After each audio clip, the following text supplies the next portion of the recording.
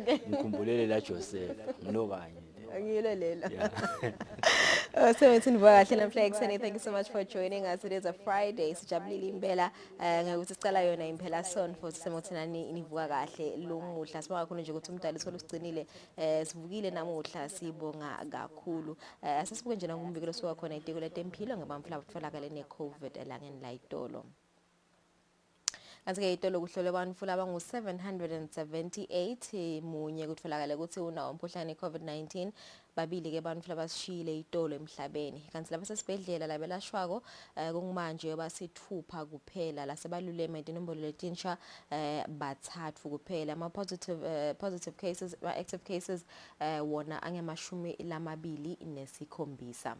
Kaze sime ku 22.2% nasibuka i-population lesayijove ngalokuphelele njengoba sesigijima ku 257 na 31 webantu 257,031 webantu lase bagomile kungako wena namhla ekuseni siyawakhuthatha emaswadlawo lasengakagomi kusakavele indzawo iningi lapho kungathola khona lesithi usitholeke lo mjovo ekuvikela i-COVID-19 njengoba simo kule fourth wave sesiya ngekuya emaveni asentshonalanga lengishiya kwetlwandle siya ngekuya siyashuba sivile nje ukuthi uhulumende waseGreece ugcineke abacela abodokotela labasebenza kuma private facilities kusababuye ku public sector batobambisa njengoba simo sesiya kuba matima there is a surge yema COVID-19 cases even laseGreece. I think it's the same thing even in Germany. Yeah, Germany nje bathi nyalo vele lo muntu ongaka vaccinate angeke agibele public transport angeke aye emsebenzini. So manje bathi decide ke emsebenzini kumele produce ama negative results. So angitshele ukuthi kumele uhlale uyo testa just because you're still avoiding to get vaccinated. Yeah, so those are the measures lamanye emave lawathatha kumaningi emave lasathathe dinyathelo letifana naleti kuwena siqiniseko sokuthi nje abantu bayakhuthateka lokho bayojova lengithini ngiyajabulela lokuthi sikhuthathile colleague namhla isithi yojova. So tindzaba letimnanzi lethu ngoba uyisabalo sasifuna ukusebenza nebantu labangakajova yeah bahambe abantu bayijova bongo sitawufika lapha ngoba lo 50% by December 31st singafika kuye silonge longakajova angafuna ayojova ekwali sinye isibhedlela lebengikuso itolo bathi awungeni indzaba ye COVID awungena ngakhazi ubuka umvulo ogulako lathi ngase ngiyathi ukuthi ngabe niyasivumela siyangena kube nithi na ungakajovi awungena. Yeah, I think kumele babavumele labo labajovile. Yo, wekhadi lami yabakhomba wekhadi lanali mina ngijovile. Ngabe nini lo ongakajovi akangena. Solo kulena sihlebo sakhe la fune etinakati yosujovile abantu bangajova. Yeah. So sakhuluma ngawe nje umkhuhlane iCovid mengameli Joe Biden ntolo memetele ukuthi iMelika sayithenge 10 million wemaphilisi aka Pfizer nawo ekulapha igciwane icorona kumele ukuthi le nkampani memetele ukuthi itawukhicita sanesivumelano sokuthi itawukhicita emaphilisi nawo latawusita ekulapheni ligciwane icorona iMelika ke sayofakela order lekuthenga lawo maphilisi 10 million kanti mengameli ucela ushido ukuthi atawu deliver kusukela nakuphela lomnyaka kuchubeke kufike ku2022. Kaze bonke sindzaba lesithathu sititeke namhlanje oba nje kungulesihlanu we take things nice and slow siyafuna ukuthi uba uhulumende sovulile ama sectors labaningi ukuthi na entertainment nje sekuvulekile indzaba yenkulu domestic tourism ukuthi abantu bangativakashela indzawo letitsite bahambe bangcebeleke siyafuna ukukhuluma nebaka NTC nababukela lapha endasemlawuba lawula ukuthi ngabe ngaphi ama activities la khona ukuthi kulawo ma outdoor activities ngibathi abantu labangangena yes solo ke ama COVID-19 restrictions afuna abe khona kepha ke abantu kufanele ukuthi bafike letindzawo bathi njalo lengithini domestic tourism is the way to go dinenkinzawo lapha Eswatini letinhle kakhulu lengithini so kumele ukuthi this explore ngiyajabula nje ukuthi mina nawe sizivele sicalile ukuvakasha lapha nalapha.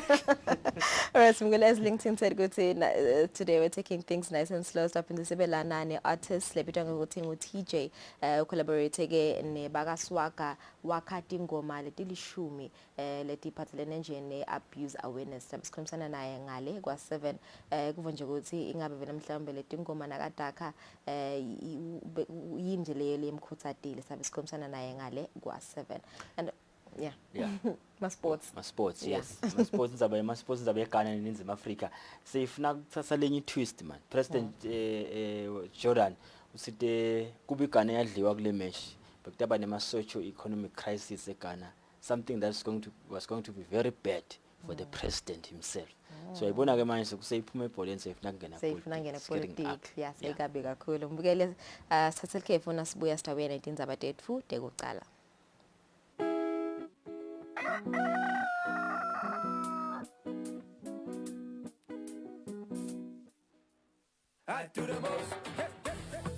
Watch local TV on the go with the Eswatini TV app for only 20 emalangeni. Come on. Do the most with Eswatini TV app. Download from Google Play Store or App Store. We're good together. Everywhere you go, MTN. My name is Eswatini. It's your boy DJ Sunday, aka BEZ. Catch me and the gang on a brand new show. Amazing show. I'm so excited about first episode. Hot new show for Studio One. As you guys know, we do cover all things music and entertainment. I'm going to be doing the news aspect specifically. So our news is divided into two segments, into international news and then local news. I'm going to be on the cozy couch hosting all the guests that we have on the show. Thanks for joining me on the cozy couch. Your performance, how did you feel about that? I loved it. Honestly, I was ecstatic, man. I'll be dealing with the hottest videos for the week. At number 1, we have Tenderness featuring Velimseni for Love Me. We have the same boat. It's even with the boat of Number 1 DJ in Africa. See you every Saturday at 6 p.m. on Eswatini TV. Studio One. Studio One. Studio One.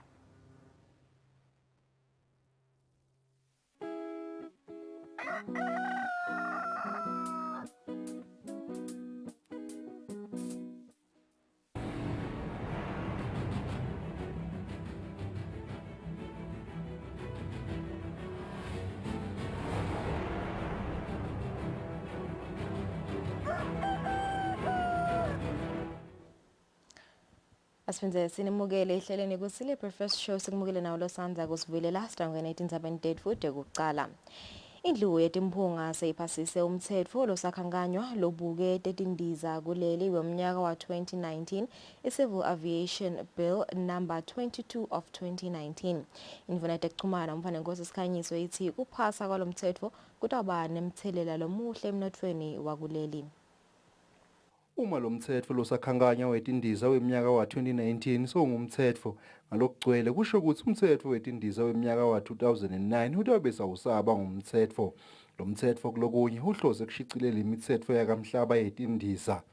Sihlalo kwelikomiti lelibuke kusebenta kwelitiko letemsebenzi lemkhulu nekutfutsa endlini yetimbunga imbunga winile nqumalo kanye nelisekela lesihlalo kule komiti imbunga mkhululi Dlamini bachaza kabanti ngalo mthetho. Waphinze futhi wabona ayikheyo ukuthi cha lo mthetho wona uyevakala mane akukho akaseparate kahle irole ya operator role and powers of operator na regulator. Kwabonakala ukuthi cha litiko kumele lilethe ibill endlini letawuzama ukuthi yakhe lo mthetho ube in line with the international.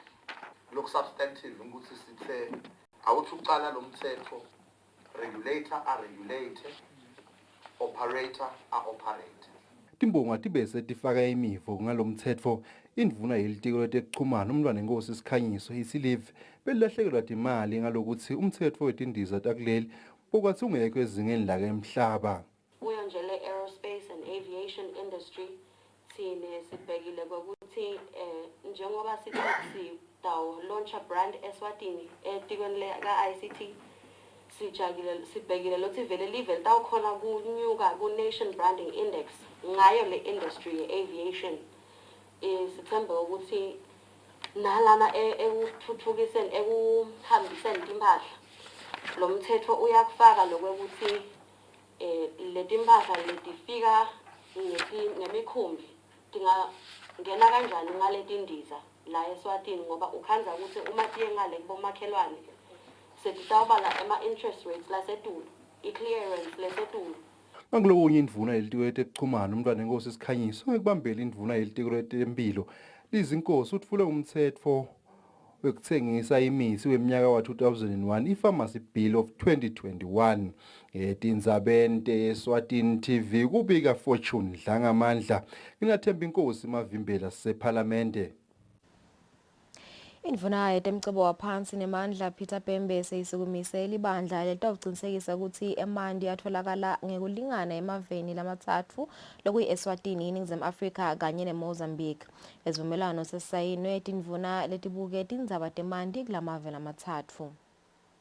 Tindvuna letibuke tindzaba temanti emaveni lamathatfu lokuyi Eswatini, iNingizimu Afrika kanye neMozambique tihlangene lapha eveni kutawusayina sivumelwano tiphindze tivule ngalokusemtsetfweni inhlangano letawusebenta tindzaba temanti kulamave lamathatfu. Lenhlangano itawuba lapha eveni kantsi itawubuka sive sebantfu labangetulu kwa 70 million. Sive-ke sitawujabula ukuthi sesiwabanga lokufanele lamanti leli office nje litakwenda ama-projects lamanengi lacondzene nemanti. Siyacabanga ukuthi ngoba siyathi kusemihlabeni tincabano letinkulu tiqhamuka ekubangeni emanti. Siyakholwa ukuthi kulolo kwenteke namuhla sitaba ne-smooth distribution of water supply in all the three countries. Indvuna yetemanti nekuhlandeka eveni leNingizimu Afrika Senzo Mchunu ithi lenhlangano akukafaneli yehluleke njengobe emanti alilungelo lawonke. Minister, up front, thank you very much for agreeing to the host of the sacrament, not only today but host the people who are going to be working for the sacrament here and under our ministry. And I'm sure they will, from you, get a source of inspiration. You shared with us where you started as an official at some point and a professional engineer yourself. And we are lucky that the sacrament is going to be hosted by somebody very knowledgeable on the issue of water and the history itself. Labanye labe bakhona kulomcimbi yindvuna yetemanti eveni leMozambique Joao Osvaldo Moises Mashatine lokujabulele lokwakhiwa kwaleli bandla. Nebelivekati lesifundza lesendasini Afrika iSADC nabo bebakhona kulomcimbi kutawesekela. Lomsebenzi wesekelwe live leNetherlands nalo lelikhulumile kulomcimbi. The establishment of a river basin organization will play an important role in the coordinated development and management of water resources based on integrated water resource management principles. Tindzabeni Eswatini TV kubika Themkosi Mavimbela navuma inkosi Nzinisa Embabane. Indvuna yelitiko letekulima Jabulani Mabuza seyemukele tikulumba letinge-64 letibita imali lelinganiselwa ku-36 million emalangeni letinikelwe live leJapan. Ikhuluma elutse lapho kubekwa khona imphahla yehulumende nayemukela letikulumba. Indvuna ichazile ukuthi letikulumba tifike ngesikhatsi lesikahle ngobe sesikhatsi sekulima lapho khona sive setidzinga kakhulu. Indvuna yelitiko letekulima Jabulani Mabuza seyibonge kakhulu live leJapan ngekunikelela hulumende ngetikulumba letawusita kakhulu balimi bakuleli. Indvuna beyikhuluma elutse lapho kuhlala khona imphahla yahulumende i-Regional Development Area. Letikulumba ke baseJapan lababambise live laseSwatini ngato ting 64 setitonke. Basibambisile nje kokuthi eMaswati akhona ukusebenta nekuchaza ke ukuthi cha akusiyo iloni ukuthi mhlawumbe encenye tikulumba lesinikwe tona ukuthi sitawutibhadala kancane budlelwane nje lobuhle lobukhona phakathi kwalamave lobende ukuthi ekugcineni sigcine sithola kubambiseka ngale mbahla lesitoyethula namhla esiveni ukuthi ikhona kusita eMaswati. Ting 64 ke letikulumba setitonke imali nasingabala ngale mali yalakhaya icishe ibe la kubo 36 million le mali lekufana nekuthi siphiwe yona ngekuphiwa leti mhlawumbe lo munye angabuta ukuthi tipheleleni nawo onke emaphathi ladzingekile atikakapheleli ke wonke amaphathi kepha ke sesimthumile National Maize Corporation ngokuthi akathatheke lawo maphathi lamanye la khona lamanye labe vele abekiwe ngokuthi letinye tigulumba lebe sinato tigcine tilimala mhlawumbe letinye setinzala kakhulu letinye vele setarayithwa off kepha ke uye ukhanze ukuthi lawo makhuba ekulima nalawo maplantela nalokwa kusekhona so sebatawuthatha kona nje bakhaceke kuleti bese kuyasetshenzwa lokuhle ngiloko ukuthi nalama parts asiqali kuba nato letigulumba tike taba khona itolo tigulumba ke tawuya kuwo onke lama region tiyawusita khona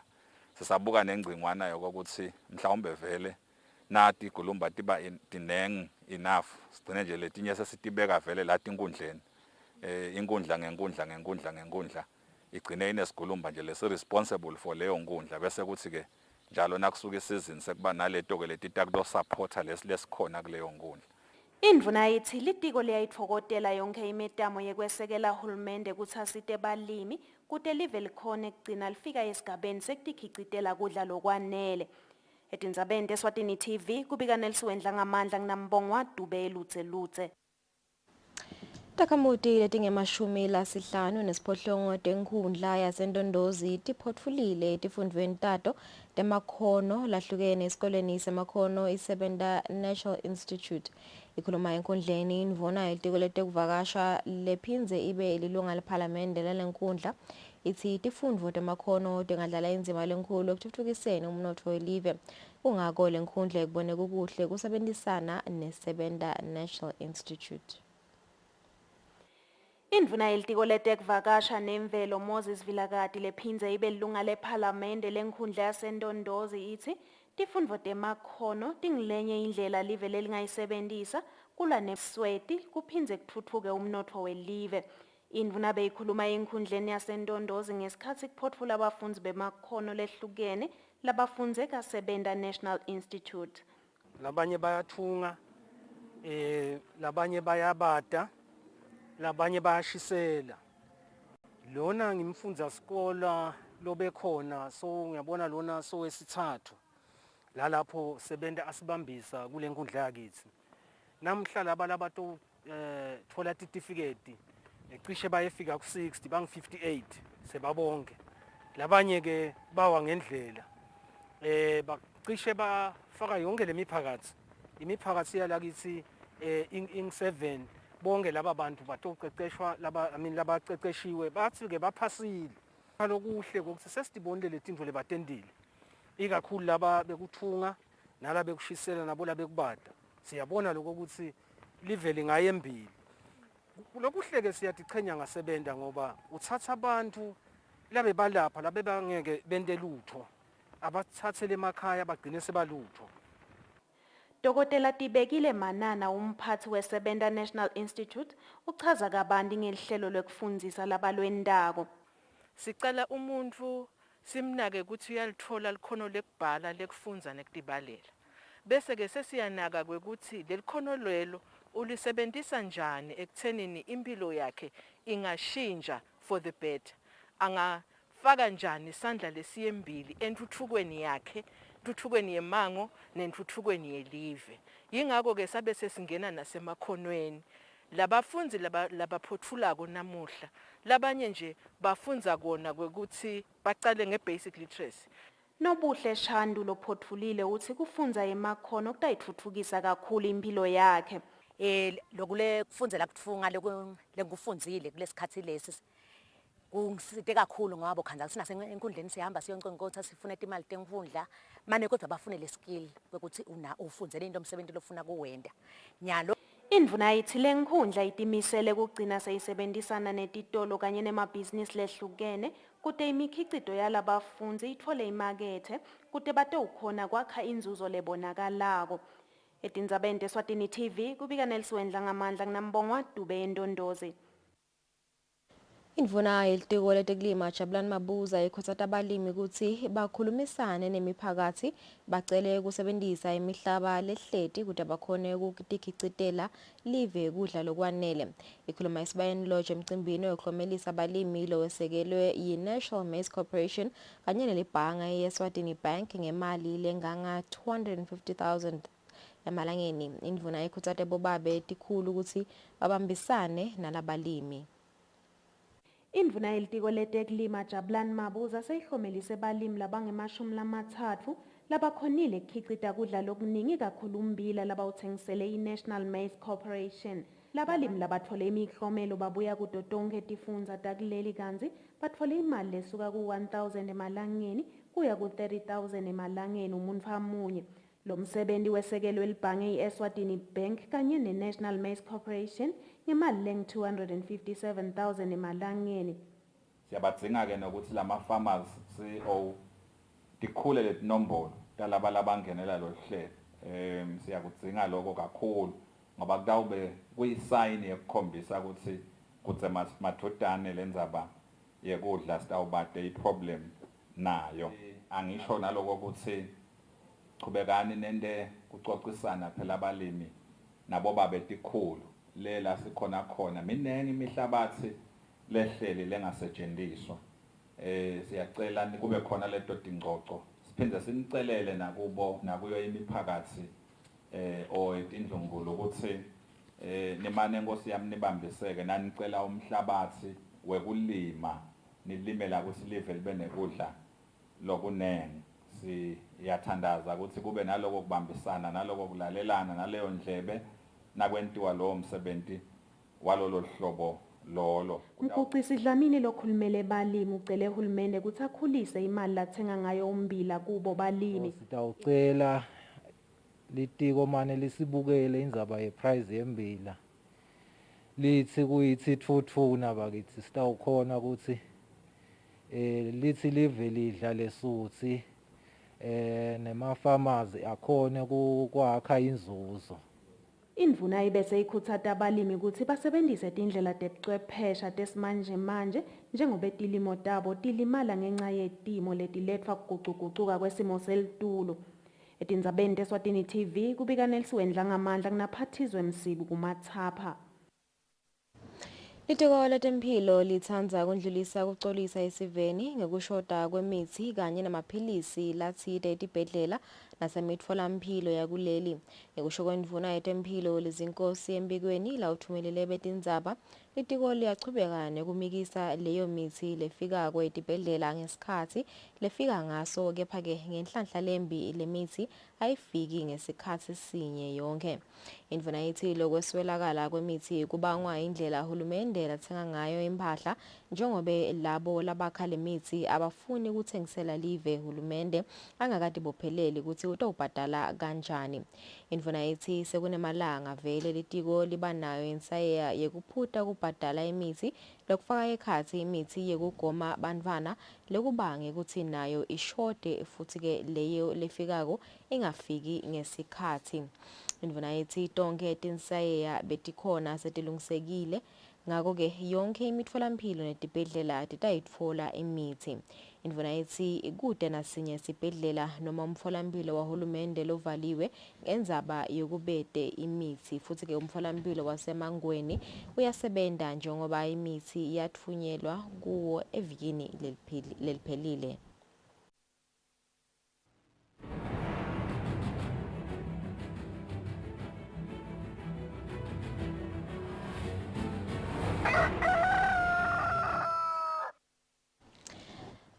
Asenimukele tindzabeni temidlalo. Indvuna yetemidlalo Harris Bulunga ikhuthaza abaphathi betemidlalo ukuthi bahambise imbili inhlalakahle yabadlali ngetulu kweyabo. Bulunga bekakhuluma emhlanganweni wamalunga enhlangano yemidlalo yema-Zone 5 lobanjelwe kuleli lotawuthatha amalanga lamabili. Emalunga enhlangano ledlalisa imidlalo entasi sifundza se-Afrika letiwa nge-Zone 5 abambe umhlangano lapha ekhaya eSwatini avulanga kusemthethweni indvuna yetemidlalo lapha ekhaya Evan Harris Matsebulunga uvetile ukuthi baphathi betemidlalo ucela bahambise phambili tidzingo tebadlali kunetidzingo tabo.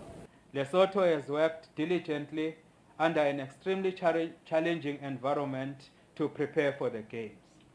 Let us therefore use this opportunity to make a bold statement that sport can indeed unite people, stimulate regional integration, and ensure that these Games provide the much needed exposure to our development athletes and serve as a stepping stone towards greatness.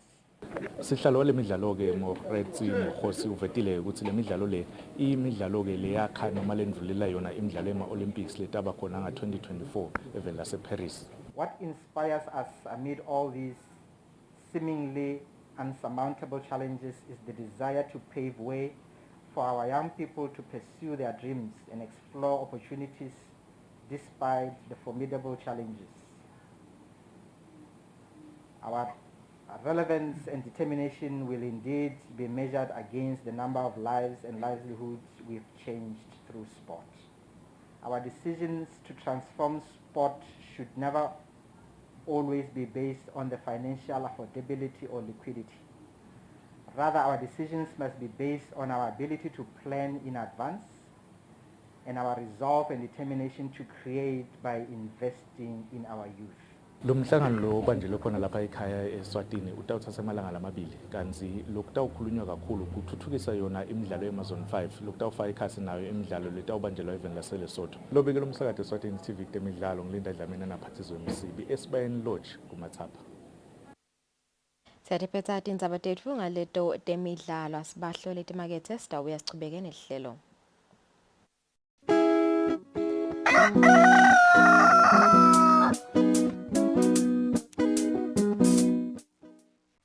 At FNB, we are committed to growing your business with you. Our agribusiness solutions are customized to your needs to give you access to input finance and asset-based finance. We share the dream to see you nurture the earth and feed Eswatini. Switch to FNB, the bank that is committed to enabling your growth.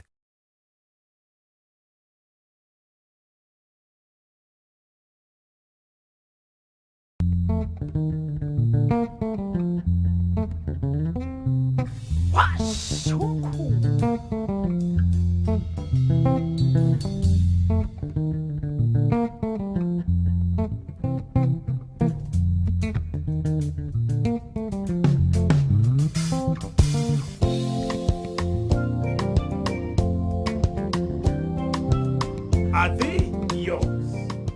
Ungabukela ke washa umkhukhu every Sunday at 3 p.m.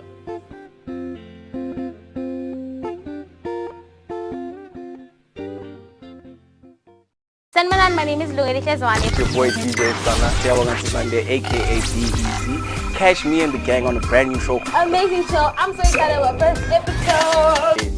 Hot new show for Studio 1. As you guys know, we do cover all things music and entertainment. I'm going to be doing the news aspect specifically. Our news is divided into two segments, into international news and then local news. I'm going to be on the cozy couch hosting all the guests that we have on the show. Thanks for joining me on the cozy couch. Your performance, how did you feel about that? I love you. Honestly, I was ecstatic, man. I'll be dealing with the hottest videos for the week. At number 1, we have Tenderness featuring Seni for Love Me. We have the same thing. It's over with the both of us. Number 1 DJ in Africa. See you every Saturday at 6 p.m. on Eswatini TV. Studio 1. Studio 1. Studio 1.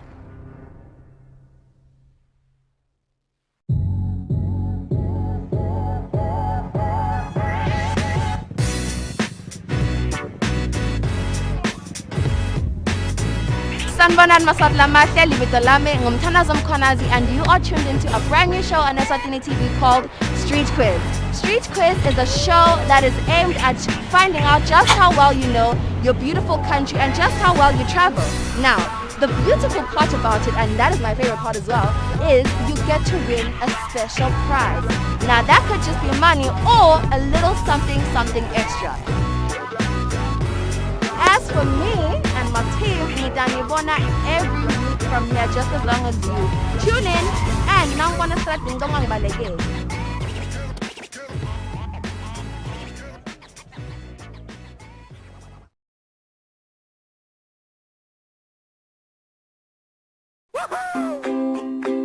your TV license quickly and easily with MTN Momo. Simply dial *007 *3 hash and select option 8 for TV license.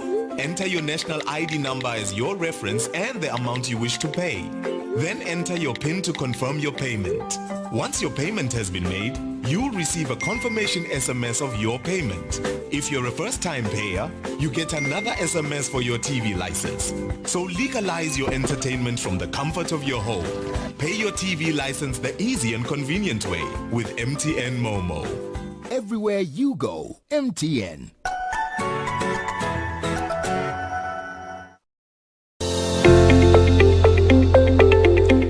Hello everyone. Thank you for tuning in on Eswatini TV on another fantastic and insightful episode of Dream It, Achieve It, brought to you by myself, your new host, Nomalungelo Tilu Jele. Dream It, Achieve It is a program that encourages entrepreneurship skills for creative, unique business ideas that foster a proactive and independent youth. Be sure not to miss our Season 3 under the theme Youth Empowerment every Saturday at 10 a.m. on Eswatini TV.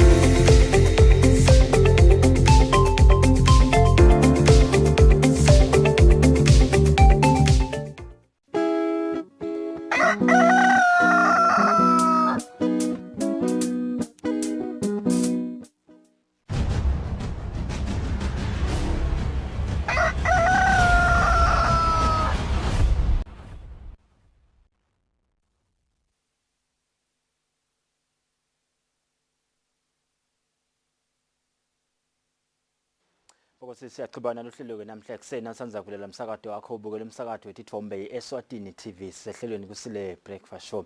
Ngiyakhumbula ukuthi nduna ngunaka announce leyo ukuthi sekuyacicikiswa bongosi tindzawo letiningi tawuphefumula umnotho wale live tindzaweni letiningi.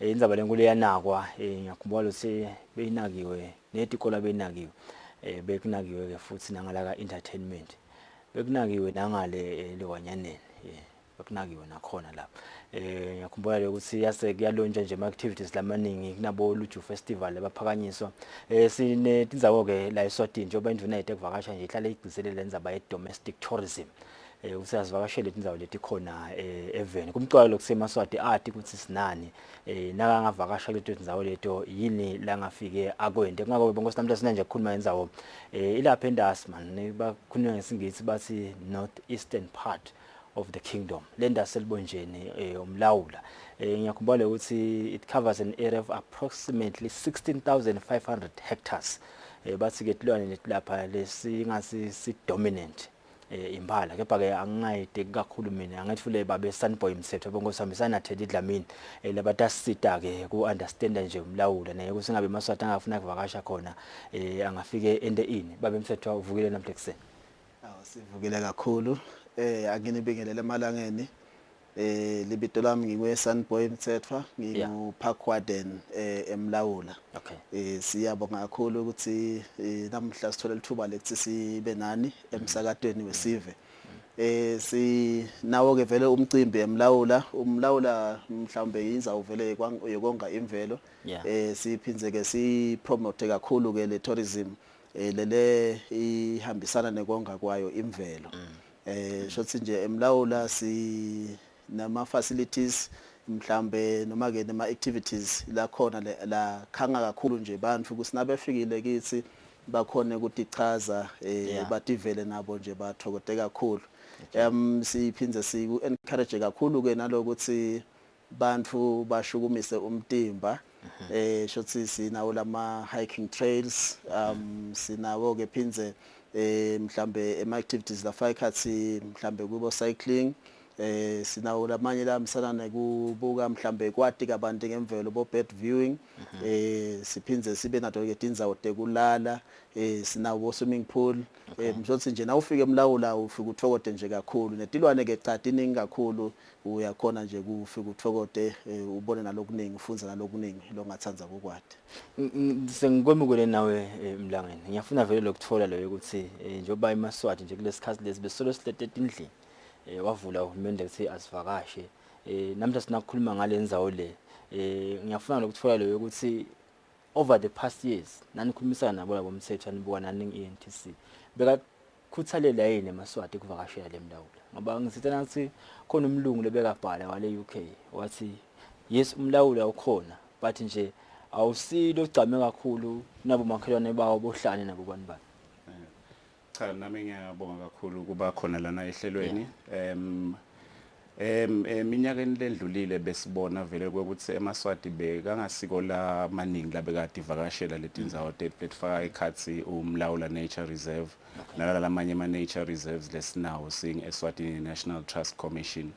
Kepha na ngekufika kwayo iCovid sibonile nje eMaswati lamaningi etato tivakashela letindzawo tetfu letemvelo beta batongcebeleka abantu beta batolala khona beta bato gosa bende ma staff parties khona bete batokwenda nabo hiking lokunye nje lesikubonile nje eMaswati akukhuthalela kakhulu lokusijabulisako nje singu Eswatini National Trust Commission kanye naye umlawula nature reserve so sesiyabona nje ukuthi eMaswati sekayakukhuthalela lokuthi ivakashela letindzawo tethu. Okay.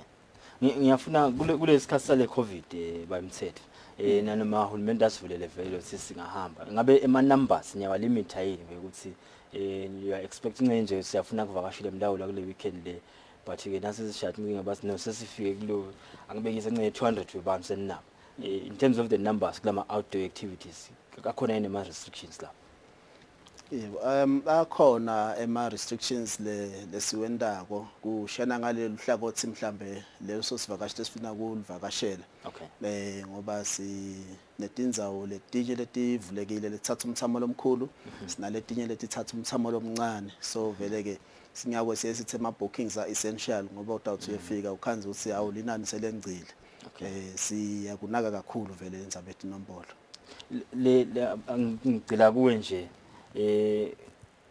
besikhuluma earlier indzaba ukuthi bengibekisa ngidibhedlela kusone khona idibhedlela labangafuna ukuthi sivakashele khona ngenzaba yale COVID sengisike kube manje kuthiwa akutela labajovile ngiyafuna lokuthiwa le ukuthi in as much as nitati naka tinombolo but niyachubeka yini lokucikelela ukuthi abantu bayete bayafakile ama mask abantu kunjani to ensure ukuthi solo safe kule COVID despite lo ukuthi sesiyakhona kuvakasha. Cishe lolu hlangothi letekuphepha ku COVID-19 ngilo lesilicikelele kakhulu siyawalandzela kakhulu nje lawo ma protocols labekiwe elive lokuthi sigweme kwanzisa leli gciwane ukuthi lingedelanza kakhulu asikungenisi ngakhathi kwepark nangabe ungakayifaki iface mask. Phindze futhi siyaku sanitizer sothi sinawo lama sanitizing stations na ungena esangweni lethu phindze nakulama facilities aphinza bekhona lama sanitizing stations and then ke kulokunye siyawathatha ama records etivakashi tethu letisivakashele sendele ukuthi shoot kube khona mhlambe lo sotawuvakala ukuthi ube sewutholakala kanjalo sikhona lokutracer labo bantu labe bakhona mhlambe lo suku. Ngiyafuna ngosekuthenini probably Minister Tourism ukhola besijabulela khona kuthiwa live la kubuka letekuvakasha la eAfrica nganto 2020 ya kuthiwa la eAfrica ngilona lelihamba embili ngavakashela besihlala emhlabeni yakhuluma minister ukuthi la kangwane akuthathi 5 hours or 10 hours kubona the big 5 ngiyafuna ukuthola ukuthi ngabe niyakhambisa inembili lokho kulendzawo leninathi kuthenini hayi sivakashele kuphi utafike ulibone elibhubesi utafike uyibone indlovu. Does that work in your advantage to banana to big 5 like that? Okay, kule tetfu tingambu tekonga imvelo isilwane se big 5 lesinayo I leopard. Okay. So mane ke I leopard nje being I leopard ayikavami lokubonakala. But sinato naletinye tilwane labatithokotelako bantu so ngiko lesikusebenzisa kukhanga abantu kwekuthi bete bato tivakashela letindzawo tetfu. Naloko nje lokubekile lokuthi letindzawo tetfu lokumnanzi ngato kwekuthi tidudane umuntu nje makavuka ekseni uyakhona kusheshe afike kito letindzawo.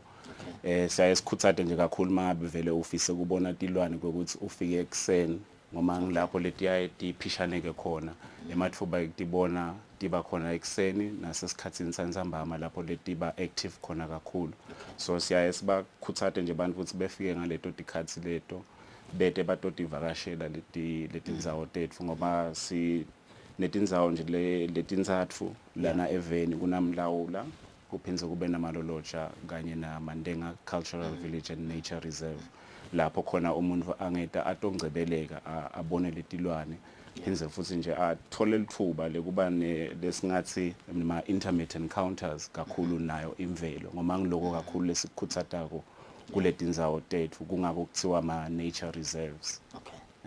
Nembala ngiyakhumbula ukuthi 1914 mlawula nawo la declare khona ukuthi is a protected area. Undeka ke lokunye lokwase kuyalandzela ngale kepha nje ngiyakhumbula le ukuthi nasicala kuyibona silive lendzawo le bekuleyo minyaka le kunema issues besina ngiyamkhohlwa man ndamkhumbula ke nje besinalo la ngisathi noma belibuya ehlane yini sikhuluma khona ukuthi inkinga yabo lebahle badibana nayo inkinga yepoaching nini lapha emlawula sinjani simo ngake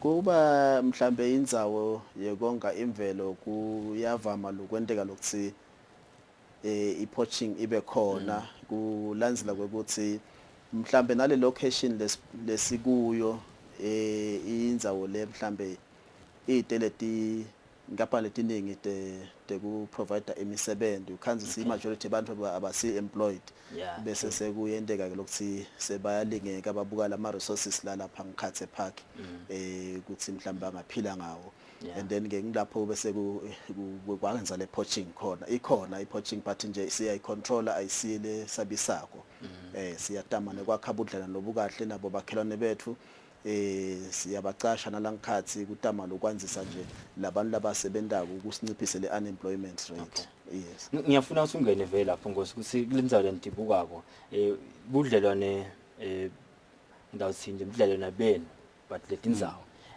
nalesive lesakhelena kunibambisa nje kule misebenzi lechubekayo ngoba tindzawo leti sita le live tisita yona lamaswati la kabekisa nje bayimthetho sibawacasha lamaswati kwanza ukuthi athomba kule mimango lebakhelene letindzawo leti ukhika kanganani le relationship losihlala ikhona ukuthi nawe uliphoyisa kule tindzawo leti lacela ngalamakhuza lo budlelwane lesinabo nabomakhelwane yinvo lesihambisa embili singu Eswatini National Trust Commission ngiko nje mhlawumbe lesingathi sitichenya ngako singu Eswatini National Trust Commission kuleti deshi lesinato bomlawula nabo Mandenga kanye na maloloja sinema office la bathi ma community outreach office lelo office lelihamba liyo sakhela budlelwane nabo bomakhelwane babukisane ukuthi engabe singaphilisana ngcono njani nabo bomakhelwane sibuke ukuthi ngabe ngimiphi imisebenzi lesingayivusa khona lena emimangweni o intuthuko lesingayiletha khona lena emimangweni letawusita abantu bemango ukuthi bakhone kuphila ngconywana phindze sibuke ukuthi ngabe ngimiphi imisebenzi lesingayivusa o labangasibambisa kiyo khona lana kulama protected areas ethu kuze umuntu atawukhona ngosiyami kusebenta loyo 2 to 3 months kube nemali lengenayo atawukhona naye kuphila asafuna imisebenzi kuletinye tindzawo so vele lobudlelwane sibuhambisa embili sing Eswatini National Trust Commission namhlanje lesitano babe mthetho kube bengaphula iprotocol la ngithemba silaba ka marketing abangibukeni abasibukeni namhle kuseni ngithi ngiconvince ukuthi why should ngithathe isinqumo nje namhla sino ngishayele ucingo ngishayele emlawula ngingalishayeli ehlane ngingalishayeli la ndaseMandenga ngifuna kuya nje emlawula ngingakukhuthaza kakhulu ukuthi balaleli basivakashele kakhulu emlawula ngaloko ukuthi umlawula uyindzawo lephephile leyo ngasina uyivakashele uDive nawo usekhaya and ke nale landscape indzawo lefike ikukhange kakhulu lengakwenda lo ukuthi uDive nawo ukuthi yati bengisenzawo lehlukile nalo ukuthi ke kulokunye lama activities lesinawo maningi angeke kwenteke ukuthi mhlawumbe uTive so nesidunge isolo ikubida lendzawo yenda lokhu awukhanzathi le weekend nje uva ngase incane ufuna kuphinza ubuye kanti phinza siyawakhetharishela nama groups nangabafuna nifuna kuta nje ningumndeni noma ntani leyo group letsitele enkulu sinetindzawo letikhona lokuti mukela tivakashe tikanjalo tifike tichaze nato kube mnanzi kube nje ya yes ngingathi abantu abedengedingane emlawula kuhle kakhulu bangathokoza ngiyafuna nekungena la kuwe ngosethene lingabe lendzawo le child friendly kangakanani ungaze ngihambe nemntwana kukhona lenye indzawo la kukhanza khona ukuthi sake salahlekelwa ngumphefumulo kwalahleka umntwana e-swimming pool angisho lokho sibe kunjani manje ngizama lokubuka ukuthi i-safety bantwana baphephe kangakanani abavakashela indzawo lethi nanoma umntwana kubhekile phela ukuthi naye acize umntwana but nje how child friendly are these facilities? Cha tindzawo tethu futhi ngasho ukuthi ti very child friendly sinenhlanhla staff sethu siyatrainer ukuthi sitihambise embili tindzaba te safety kude singenoba netindzaba letifana naleti lokucedza kutibala so vele tona tiseqophelweni lesetulu tindzaba te safety and ziphindze futhi kungaba nekukhutsata batali mabefikile kuletindzawo tethu ukuthi abasibambise phela babanake bantwana ngoma lapha yebo kona i-safety isetulu but kunetilwane tilwane ngeke utitshele ukuthi tende njani but siyaye bese sesiyanitshela nje ukuthi manisendzaweni lefana nalena ngicela nibosinakela naku ukuze sitawuvikela ukuthi kungabi khona lo linyatwa ngiso silwane but nje sinenhlanhla lenhle nje solo umuntu wabakhona lana ka Trust Commission hey so udonse iminyaka leminingi kepha nakude lapho ngengeva khona ukuthi kukhona umvana lo limele lenye ingcingwana ngiyathi kona indzawo leti bayimsetha setine malanga manje ema issues ukuthi ngikhana vela nyalo probably ma issues ekunaka even labachamuka kule disabled community senanabo phela bangene la singasina sikhuluma ngale domestic tourism basalele ngemuva ukhanza ukuthi probably nathi design wakatseni vele uyakhanza ukuthi betingekho bekungekho lomcondo ekunaka lapho kuthi nje nyalo la sikhona khona nyalo ungabakhutsata ubathini probably abantu abakhubatekile ukuthi abete bavakashele emlawula batakhona sinanabo bathi vele ba enjoy kube kahle bakhona nekuhamba nangabe akukhona la kungahamba khona even ema wheelchairs kusen disability friendly kangakanani shothi ukuliqiniso lokuthi emuva beside mhlambe lo lama facilities la khona vele lokuba naka kepha ke ezemalanga achubeka sihambe sasibona lesidingo sokuthi vele kufuna nabo sibanakekele sibacabangele ukuthi whatsoever lesikwendako siyendele provision yakabo sesinawo nyalo ema structures la khona lokuthi abe accessible kumuntu lo hamba nange wheelchair sisawa improve ke lamanye njengoba ushito ukuthi letintale takho inzala sisatibuka letindlela singabe singamodify kanjani kuze ukuthi nato leto tindzawo letigcina ti accesseka kulolo hlangothi kepha nje ikakhulu vele siyindzawo lesitama lokuthi nelo hlangothi lelo si improve kakhulu bangeta dikhona tindzawo batawukhona kufike bancebeleke kakhulu kuyenteka ukuthi ngivashela nje libonjeni probably ngidahamba ngiyolala somewhere else bese nginangiveke kusele ngiya emlawula noma kufune ngivele ngitolala la mlawula simukela lonke lihlobo lesivakashi noma ngabe lokho ngalala engakithi nasefikile kithi ul client lethu simphatha ngelizinga lesetulu nathi sinato tindzawo tekulala kepha nje siya ku encourage vele ukuthi lubombo lonke alusupporteke nawo ngabe ulele kami ngiya encourage nami ukuthi awubavakashele kunabombuluzi game reserve eceleni kwami kunabohlane kunaboshewula eceleni kwami ababavakashele nabo sitokhona kuzuza sonke ezicorridor yonke imvelo siyakhuthata kakhulu nembala bongosive siteka indzaba yasemlawula indzawo letiningi letinhle letikhona eSwatini wakhuthata nje amaswati ukuthi akativakashele ngoba ngake lenye ilanga nami ngimalapha eborder eOshu emva lomnye umlungu akhuluma nelinye iswati abuta lenye nje indzawo lekhona la event kuyathi kudola letigcine tilwane tasendle emva leyo ukuthi le ma directions nje umlungu laniketwa wona akusiwo le ncwadi mina ngase sengiyabona ukuthi usesenesaya ukuthi nana yathi ivakashele leti indzawo la Swatini athi utati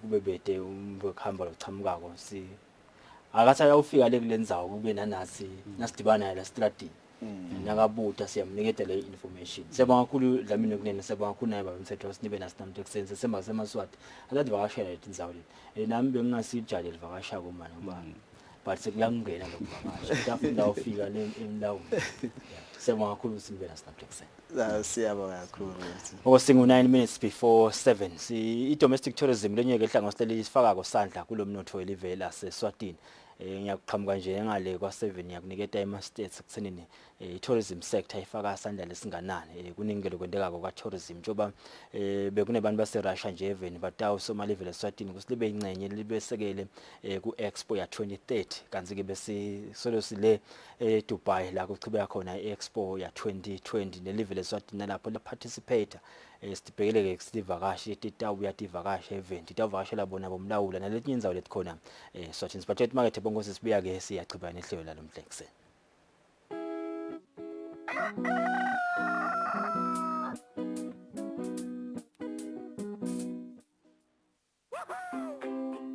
Pay your TV license quickly and easily with MTN Momo. Simply dial *007 *3 hash and select option 8 for TV license.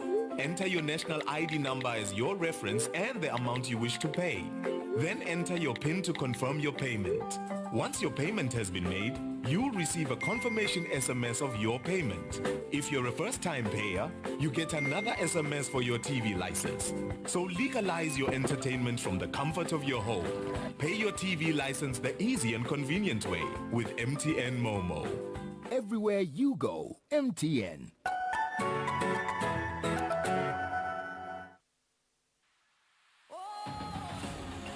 Travel, play and inspire. The all-new season of Kusile is back on your screens with your girl, Nombumelelo Dlamini. Of course, we have a new face in our team, the ever so cheerful Neliswa. That's right, Bhumi. This new face is ready for fun and adventure in the beautiful kingdom of Eswatini. I'm so excited to be part of this show in this season. We are the squad that is ready to travel and explore safely in this new normal, the COVID-19 era. That's right. Don't forget to post your pictures on your social media pages and tag us. Who knows, we might just join you on your next trip. Join us and be part of the Butle squad as we travel, play and inspire every Saturday exclusive to Eswatini TV. You can watch the latest episodes of the show on YouTube or download the Eswatini TV app to keep up to date.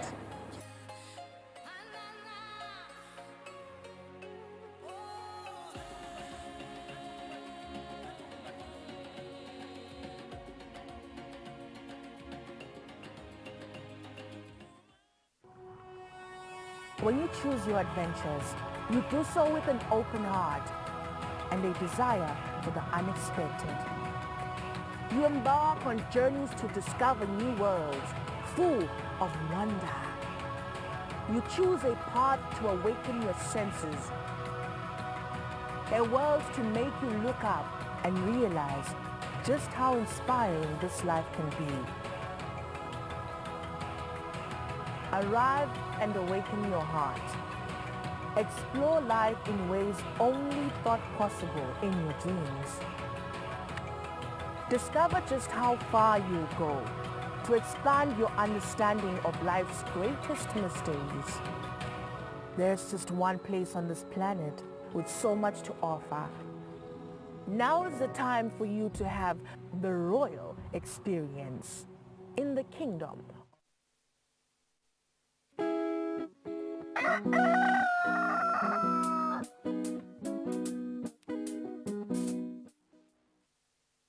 Welcome back, Bugele. It's 6 minutes before 7 o'clock. Besikhulumisa lapha indaba about domestic tourism. Lekungilona litiko lithambisa imbili licela sive ukuthi seke liphume nje livakashele live laseSwatini. Tinengi kakhulu tindzawo letinhle longativakashela lapha even naseSwatini. Lokumcuka nje kumele uwende wena kungena nje ekhasini la ka Eswatini Tourism Authority utibuke tonke letindzawo bayakuvetela ukuthi lana kunani kulesifundza lesikunani ngiyajabula nje ukuthi bebakhona lapha basemlawula bachazile ukuthi yini ke longayikhanza emlawula especially engineer nje lokusekuta ama holiday akhe simusile kumele sathi ukuthi kumele kube ngidibhiti indzawo lesivakashelako la sawufike singcebeleke khona kanye nemndeni wethu kanti ke nje kuyevakala ukuthi khona lapha endasemlawula kusukela kamhla ka 26 to 28 November shothi kule phela sonto lesiya kuyo ngalesihlanu wakhona kutabe kunale mlawula campfire festival ungangena ke page labo la ka Facebook uthi mlawuthi nje mlawula ubhala lapha ku Facebook yakuvetela ke lo mlawula campfire festival uyawathola ke lama details akhona siyakuthatha ke maswati ekuthenini akavakashe kule weekend leyo ekuthiwa nje uDaniel Thende lakho naye nje lo itsingako ngileli Thende lakho bese naye ngimfuna ngazange sengeke ngizame icamping ngiyafisa lokuyizama but ngingami ngesaba kakhulu but nalithuba nalithuba ngena lana ngiyabona nje mina kusakhona ama details lana abantu batawathola kulo mlawula Facebook page mlawula campfire festival from the 26th to the 28th of November 2021 September sike maswati atavela yakho sathi ngoba le domestic tourism ngithanziswa into yokuthi ugcine angithi uyabona ukuthi umnotho ufune usuke imali la kaho yelibonjeni yasuka elibonjeni iyele iphengino ukuthi nje uneke ukuthi pheke kuphuma la eveni ihambe eCrook pheke kuphuma la eveni ihambe kuphi ayivele nje ukhule la akuze awukhule la akithi lento yokuthi usuka la ngivakashe ngiyobona ibhubezi lengaphandle kansibhubezi likhona ehlane elibhubezi yakhona kulibona anyway mbukele it's 10 minutes before 7 o'clock let's take a break now we are starting at Inzaba date food esibili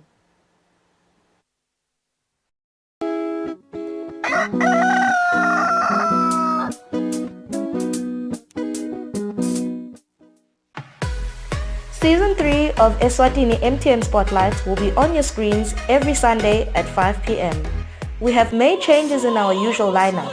To all lovers of choral music, Emakhala Khala is now moving to Saturday at 4 p.m. For current affairs and developmental issues, Mbili Ganye Ganye is moving to 6 p.m. Siyavuma. Ngazathi umfana yethi nena make asivani. Siyavuma, a gender discussion program, is moving to Saturday at 4:30 p.m. If you have missed an episode of MTN Spotlight on Sunday, make sure you catch on our repeat slot every Mondays at 11:30 a.m.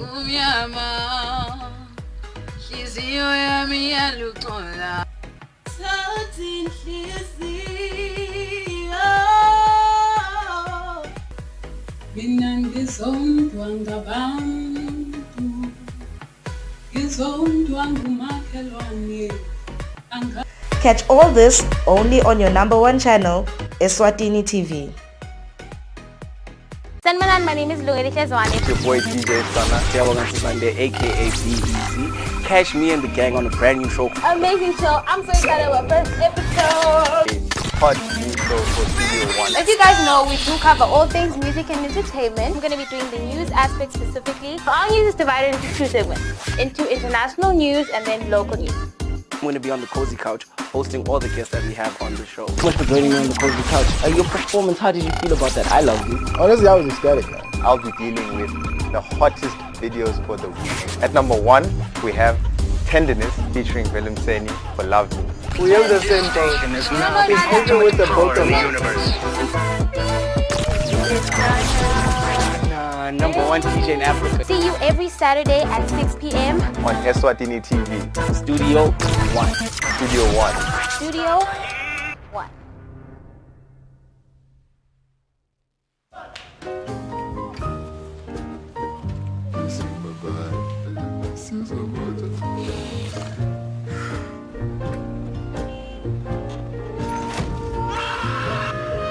Don't stop thinking about tomorrow. Don't stop, it'll soon be here.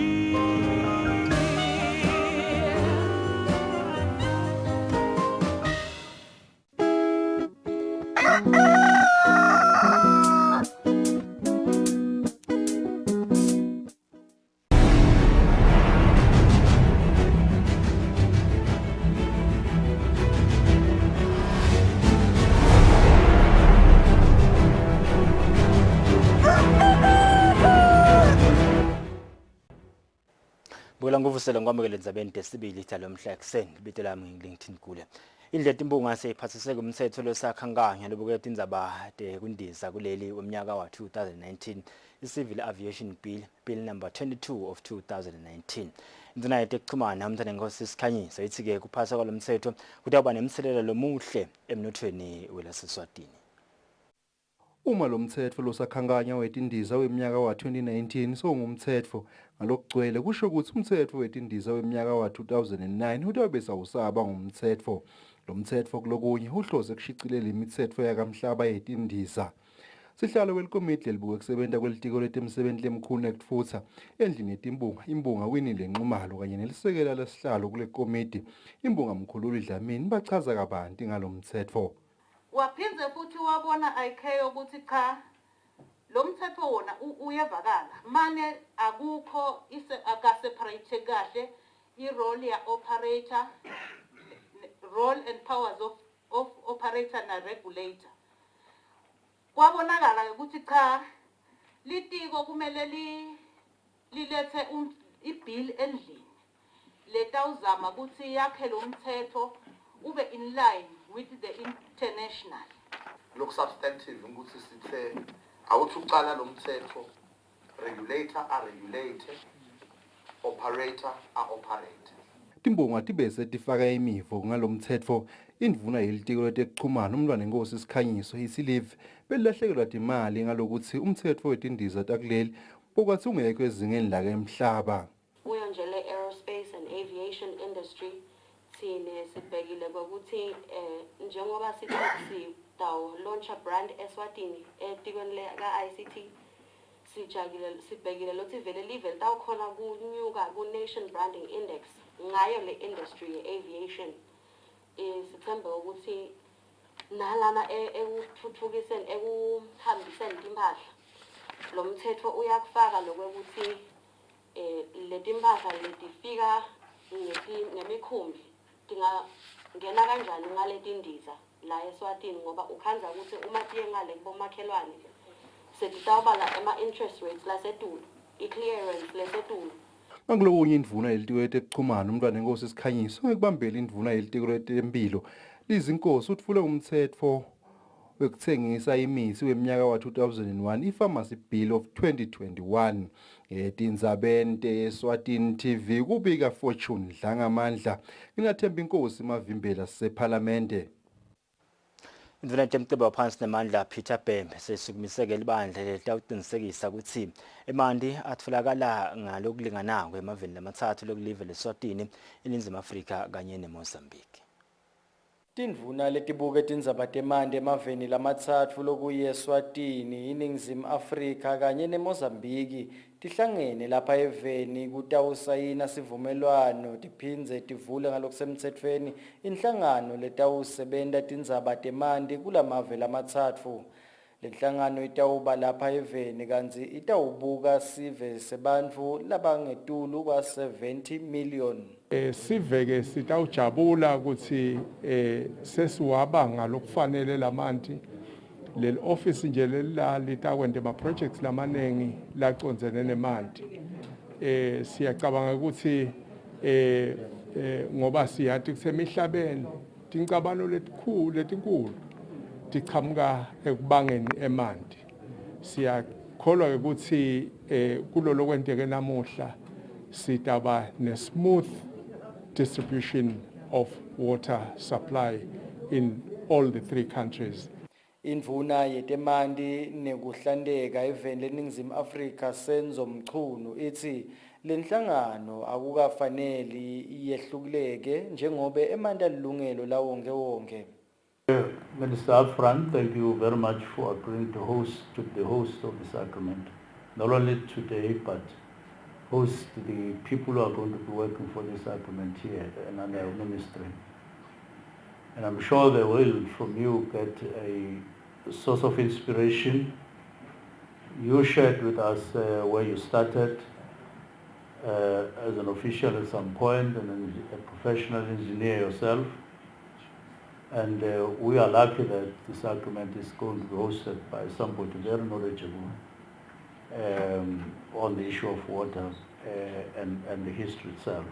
Labanye labe bakhona kulomcimbi yindvuna yetemandi eveni leMozambique Joao Osvaldo Moises Mashatine lokujabulele lokwakhiwa kwaleli bandla nebelivekati lesifundza lesendasini Afrika iSADC nabo bebakhona kulomcimbi kutawesekela lomsebenzi wesekelwe live leNetherlands nalo lelikhulumile kulomcimbi. The establishment of a river basin organization will play an important role in the coordinated development and management of water resources based on integrated water resource management principles. Inzabeni Eswatini TV kubika Themnkosi Mavimbela navuma inkosi Nzinisa Embabane. Indvuna yetekulima Jabulele Mabuza seyimukeleke etikulumba letingemashumi letibiteke imali lelinganiselwa ku-36 million emalangeni kanti-ke le mpahla inikelwe nguhulumende welive leJapan. Indvuna yelitiko letekulima Jabulani Mabuza seyibonge kakhulu live leJapan ngekunikelela hulumende ngetikulumba letawusita kakhulu balimi bakuleli. Indvuna beyikhuluma eludze lapho kuhlala khona impahla yahulumende i-Regional Development Area. Letikulumba ke baseJapan lababambise live laseswatini ngato ting 64 setitonke basibambisile nje kokuthi emaswati akhona ukusebenta nekuchaza ke ukuthi cha akusiyo iloni ukuthi mhlawumbe encenye tikulumba lesinikwe tona ukuthi sitawutibhadala kancane budlelwane nje lobuhle lobukhona phakathi kwalamave lobende ukuthi ekugcineni sigcine sithola kubambiseka ngale mbahla lesitoyethula namhla esiveni ukuthi ikhona kusita emaswati ting 64 ke letikulumba setitonke imali nasingabala ngale mali yalakhaya icishe ibe la kubo 36 million le mali lekufana nekuthi siphiwe yona ngekuphiwa leti mhlawumbe lomunye angabuta ukuthi tipheleleni nawo onke ema-parts ladzingekile atikakapheleli ke onke ema-parts kepha ke sesimthumile National Maize Corporation ngokuthi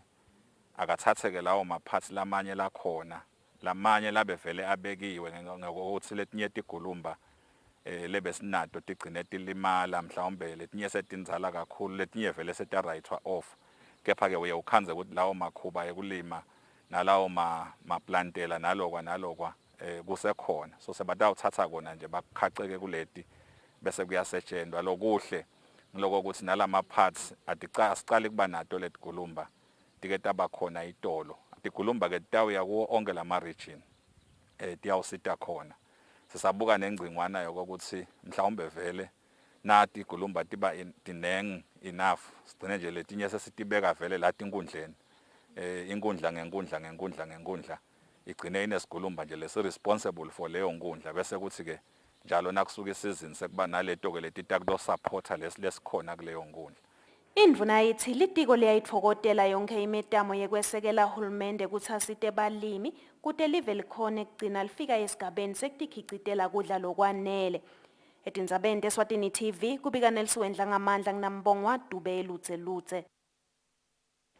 Takhamuti letingamashumi lasihlanu nesiphohlongo tenkundla yaseNtondozi tiphothululeke tifundweni tato temakhono lahlukene esikoleni semakhono isebenta National Institute. Ikhuluma ke kulo mcimbi indvuna yetekuvakasha lephinze belunga leParliament lenkundla yaseNtondozi Moses Vilakathi ithumbisa ke inzima lenkulu edlalwa ngusebenta ethuthukiseni umnotho nemakhono emaswati. Indvuna yelitiko letekuvakasha nemvelo Moses Vilakathi lephinze ibe lilunga leParliament lenkhundla yaseNtondozi ithi tifundvo temakhono tingilenye indlela live lelingayisebentisa kulwa nebusweti kuphinze kutfutfuke umnotfo welive. Indvuna beyikhuluma enkhundleni yaseNtondozi ngesikhatsi kuphothula abafundzisi bemakhono lehlukene labafundze kasebenta National Institute. Labanye bayathunga, labanye bayabata, labanye bayashisela. Lona ngimfundza skola lobekhona so ngiyabona lona so wesithathu. Lalapho sebenta asibambisa kule nkundla yakithi. Namhla laba labato thola certificate ecishe bayefika ku60 bangu58 sebabonke. Labanye ke bawa ngendlela. Bacishe bafaka yonke lemiphakathi. Imiphakathi yalakithi ing 7 bonke laba bantu batoqeqeshwa labaqeqeshiwe bathi ke baphasile. Lokuhle ukuthi sesibonile letinto lebatendile. Ikakhulu laba bekuthunga nala bekushisela nabo la bekubada. Siyabona lokho ukuthi live lingayembili.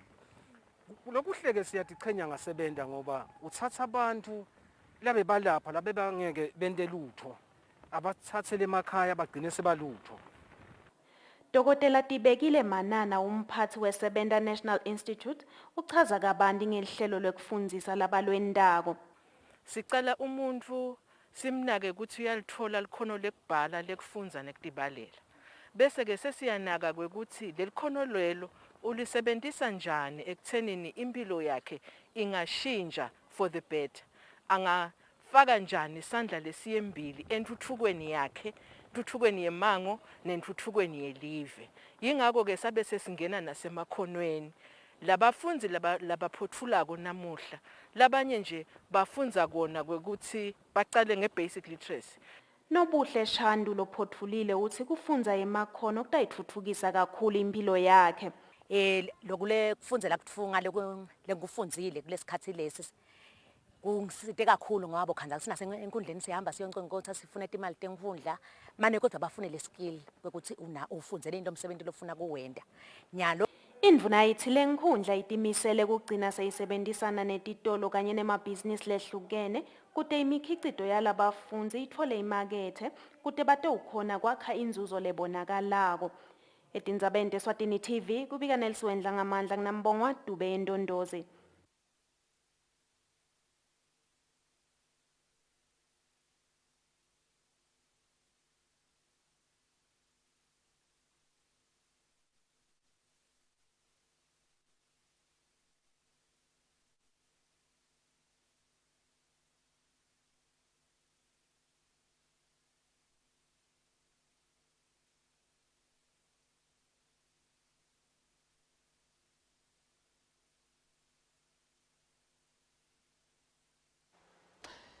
Bule sicolise ngaloko kujema kwemishina yethu la siyachubeka naDonzaba induna yelitiko letekulima Jabulane Mabuza ikhuthata ke balimi ukuthi bakhulumisane nemiphakathi bacele ke kusebenzisa imihlaba lehlede ukuthi bakhone ukukhicitela live kudla lokwanele.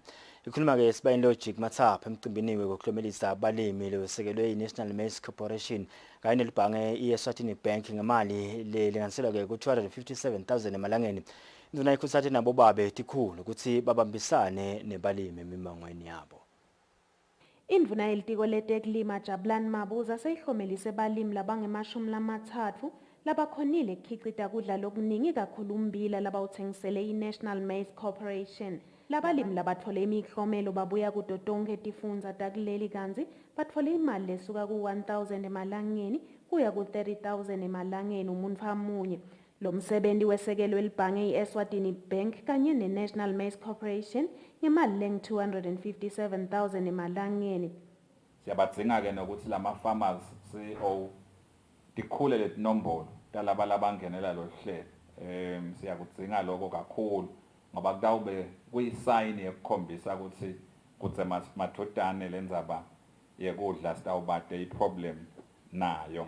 Angisho naloko ukuthi qhubekani nende kucocisana phela abalimi nabo babe tikhulu lela sikhona khona minengi imihlabathi lehleli lengasetshenziswa.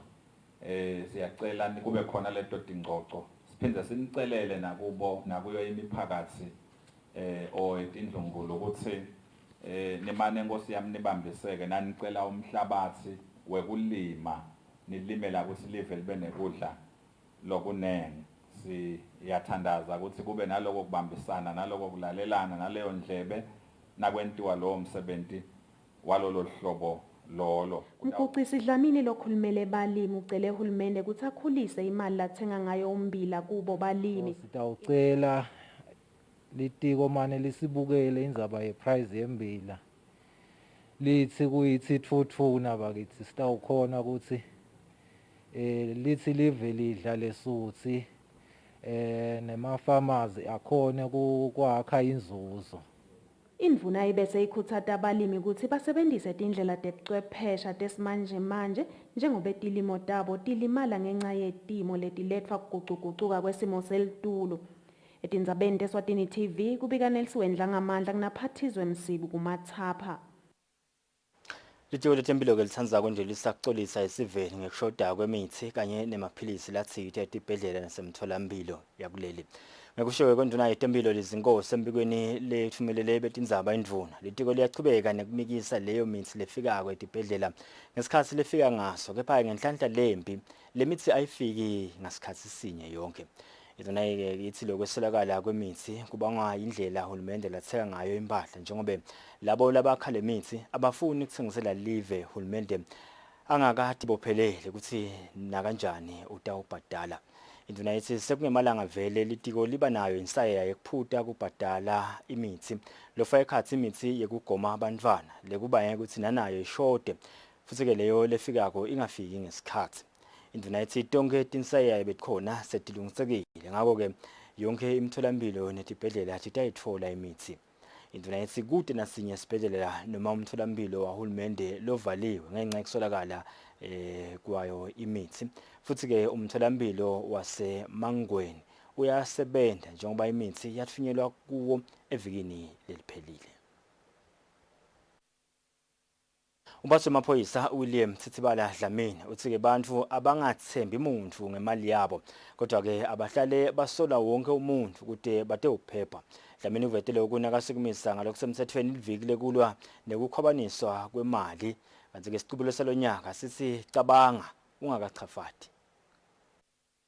Ngalesine kusukumiswe ngalokusemthethweni liviki lekucwayisa sive ngekukhwabanisa i-International Fraud Awareness Week ngephansi kwesiqubulo lesithi cabanga ungakachafati, think before you click. Umphathi wamaphoyisa William Tsitsibala Dlamini uthi bantfu abacaphele bangethembi umuntu ngemali yabo. Dlamini uthi bantfu abahambisane nalesi cubulo salonyaka bangamane bachafate kutebuchwephesha labatisebenzisako njengobe bangalahlekelwa imali leningi sibili. While locally from all categories a sum of 55 million emalangeni was lost through fraud cases in the short period spanning from October 2020 to September 2021, indicating a 39% increase from the previous period. This upsurge, just as last year, is attributed to COVID-19 pandemic, which has continued to move many business transactions towards e-commerce and online platforms, and thus creating an enabling environment for cyber fraudsters and scammers. Sihlalo inhlangano yemabhange lapha eveni Mbali Sibanyoni uthi umkhuhlane COVID-19 uvule litfuba lekuthi kwanze butulujane ngetebuchwephesha. We would like to warn our customers to be extra cautious when doing transactions online and transacting on any other platform. The COVID-19 pandemic has perpetrated the fluctuation in financial crime trends over the past 2 years, with the human social behavior changing as well. Customers have learned and leveraged on technology to transact either for their personal consumption or for business. This has further presented criminals the opportunity to steal personal data to defraud them on these digital platforms through techniques such as phishing.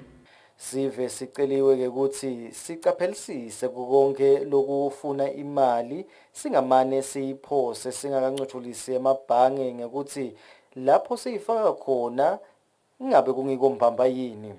Tindzabeni teSwatini TV kubika Themkosima Vimbela tithombe tfolakala emaphoyiseni. babula bangetulu ke-15 ekhulwini labaphila ke nesifo sashukela abathi ukuthi banalesifo.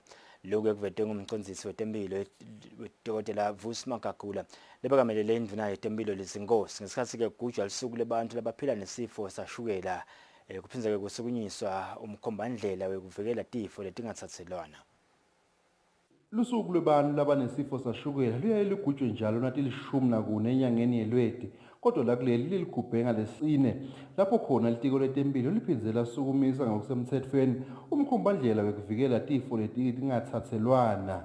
Icubulo salonyaka sekugujwa kwelanga lebantu abanesifo sashukela sithi kufinyelele tinhlelweni tekunakekelwa ekwelashwa kwesifo sashukela. Indvuna yelitiko letempilo lezinkosi beyimelelwe ngumcondzisi wetempilo Dokotela Vusi Magagula. A STEPS survey conducted by the ministry in 2014 revealed that more than 90% of the adult population have one or more of these 5 risk factors for NCDs.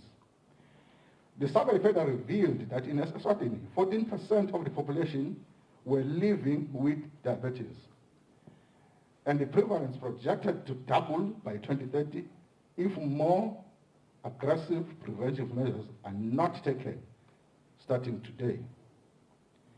Even more worrisome is the fact that more than 50% of people living with diabetes do not know their status. Umfundisi wetempilo enhlanganweni yakamhlabuhlangene Dokotela Kevin Makatsange uthi bantu labangema-80 ekhulwini kuleli abathi ukuthi baphila letifo letingatsatselwana. Sadly, about 2/3 of people living with diabetes in African countries are unaware of their condition. Even in Eswatini, about 80% of the people, they are unaware that they actually have an NCD, including diabetes. Jason Martin longumuntu lomusha lonesifo sashukela uthi sambamba lesifo aneminyaka lesiphohlongo kanti manje soneminyaka lengama-27. Martin ukutsata kuti nakekela ebantwini labaphila nesifo sashukela. There are 3 main things that I tell anybody about my personality. The strongest points is that 1, I am a believer of God above all else. 2, I am a diabetic and I wear that as a badge and as my stripes. And 3, I am a skateboarder. Because with all 3, I have been able to do things that I would not have seen possible at my young age. Indvuna yetempilo ithi isifo sashukela sehlakalo semhlaba esibeka impilo tebantu labasemaveni asathuthuka engotini. Emhlabeni wonke jikelele abantu labangu-420 million baphila nesifo sashukela. Kani lo mkhombandlela wekulwa netifo letingatsatselwana kuleli utawusita unciphisa kushona kwebantu ngetifo letingatsatselwana ngaloku-10 ekhulwini ngeminyaka wa-2023 kusuka kulengu-21. Tinzabente Eswatini TV kubika Fortune Dlangamandla inavuma inkosi inzinisa sezulwini. Litiko letempilo libemtsibi munyeke nemave emhlaba ekugubheni liviki lekulwa nekusebenziswa kabi kwemaphilisi nemithi lokubangela ukuthi bese tifo letsite tiyagwama. Lisekela lemcondzisi walibukeka imithi Thuli Magagula uthi lokusebenziseka kabi kwemaphilisi kanye nemithi sekubangela ukuthi tifo leti lebekase tilapheka melula saleke kuba lukhuni ukuthi telapheke. Lisekela lemcondzisi walobuka imithi etiko letempilo Thuli Magagula uthi leli tiko kuyalikhatsata kusetshenziswa kabi kwemaphilisi kanye nemithi njengaloku kubese kuyamdulela hulumende nasetama kulapha tifo lesetigwamile. Leli zinga lekugwama kwala magciwane ayakhombisa ukuthi le mithi lesinayo livele likhona kuwathenga. Akasakhona ukwelapha letifo besikhona kutilapha kadzeni kufana bo-TB bo-pneumonia tifo nje betilapheka. Angisho ke ukuthi lokhu sikutholiswe ukuthi ema-laboratories ethu asayakhona ukuthi asithestele ingati yemuntu ukuthi lapho angena esibhedlela sikhone ukuthatha leyo ngati sikhone kuhlola ukuthi leli philisi ngiliphi sifo sini futhi ngiliphi iphilisi leselingalungela lo sifo sakhe. Sitokhulumisa tindzaba tekusetshenziswa kahle kwemaphilisi ethu lesiye siwabita kumaphilisi lamaphilisi ngilangama-antimicrobials lahlanganisa amaphilisi ekusetshenziswa etifeni leto lethenge magciwane. Kubonakele ukuthi amaphilisi lawa asane kugwama Ngakho ke stokhuthatana lokuthi asiwasebenzise kahle nesive nje sikhuthatele ukuthi sikhumbutane lokuthi asiwasebenzise kahle ikakhulu kati ekutheni lapho uwathola khona wathola phela ngekuthi ubhalelwe ngudokotela noma nesi. Lamanye amatiko kahulumende labe emzimunye ekugubheni leliviki lokungasetshenziswa kabi kwemithi kanye nemaphilisi ngulelo letekulima kanye nelemcebo waphansi nemandla kanti nalabathengisa imithi nemaphilisi nabo bawungenele lo mhlangano. Ngetindzabeni Eswatini TV kubika Fortune Dlangamandla inavuma inkosi Nzinisa Sikumathapha.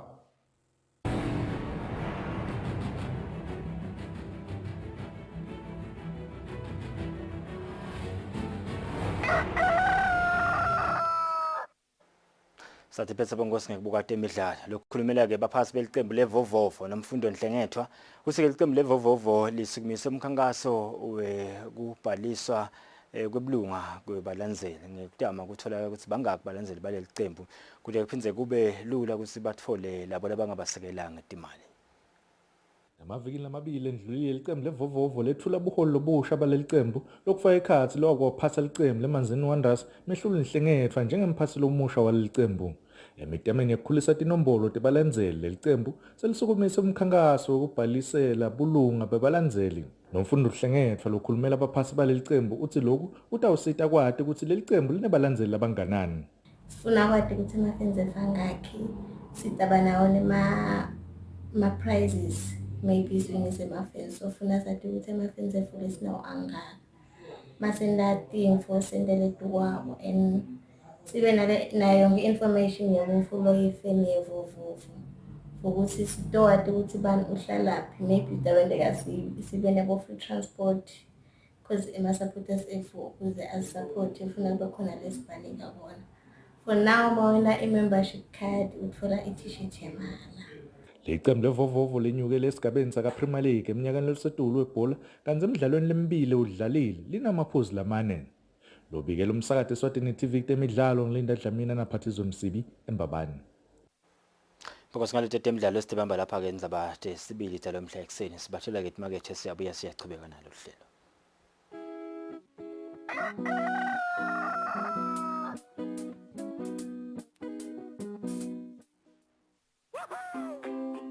Pay your TV license quickly and easily with MTN Momo. Simply dial *007 *3# and select option 8 for TV license. Enter your national ID number as your reference and the amount you wish to pay. Then enter your PIN to confirm your payment. Once your payment has been made, you'll receive a confirmation SMS of your payment. If you're a first-time payer, you get another SMS for your TV license. So legalize your entertainment from the comfort of your home. Pay your TV license the easy and convenient way with MTN Momo. Everywhere you go, MTN.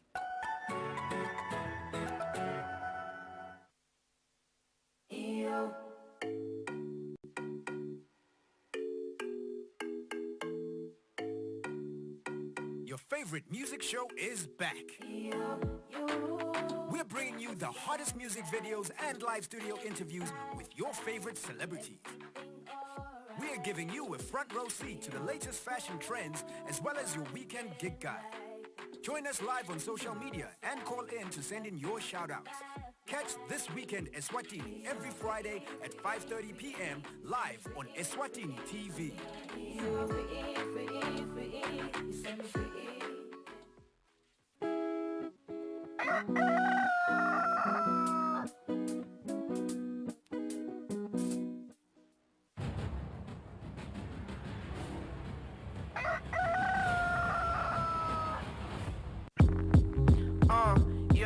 It's because I feel shame. Shame stops me from speaking up. Shame stops me from defending myself. Shame is the reason I don't wanna talk about it. Listen, maybe they won't believe me, they won't understand this pain that I'm going through. Are they gonna support me? Are they gonna trust me? Maybe they will judge me. I am scared, I'm full of fear, and I'm shaking if I open a case. There's a lot I'm gonna lose. Maybe I'll be on the news. Now my mind is just confused. A glass in my hand full of fear and I'm drinking it. A world in my mind I created and I live in it. After all, man, it's really not bad. I'm not really abused, maybe it's just normal. Oh no, it's not normal. If you wanna be free, man, you gotta speak about it, then you gotta be about it. Abuse is just abuse, and you gotta speak up, huh? Abuse is just abuse, and you gotta speak up, huh? Abuse is just abuse, and you gotta speak up, huh? You gotta speak up, you gotta stand up for yourself. Yeah.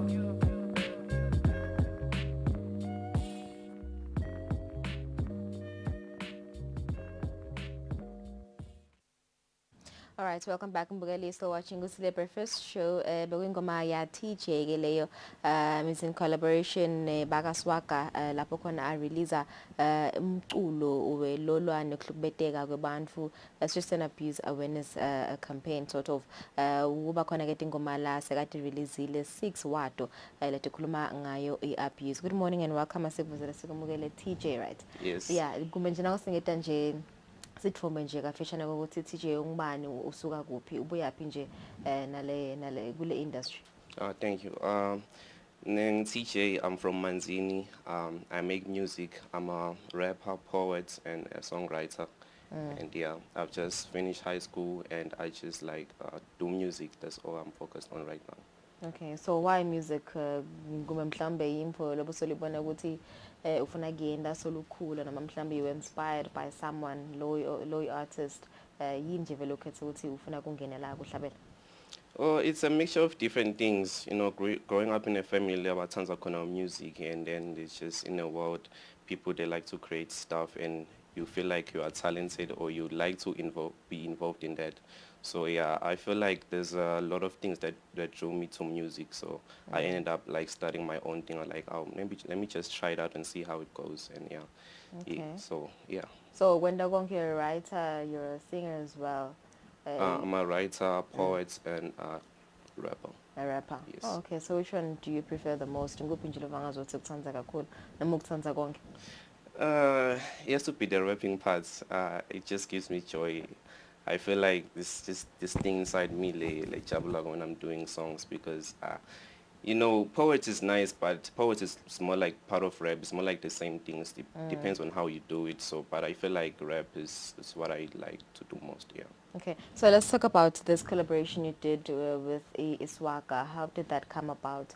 Did you approach them? Noma ngibolebete kuwe nihlangane kanjani nje nibone ukuthi nende imvule kanjani ukuthi ukhona ukubhala ingoma ngakokuhlukubeteka? Oh, bengenda na projects na, so I was posting 1 minute videos on Instagram and every Friday, and each episode be about abuse, different angles of abuse.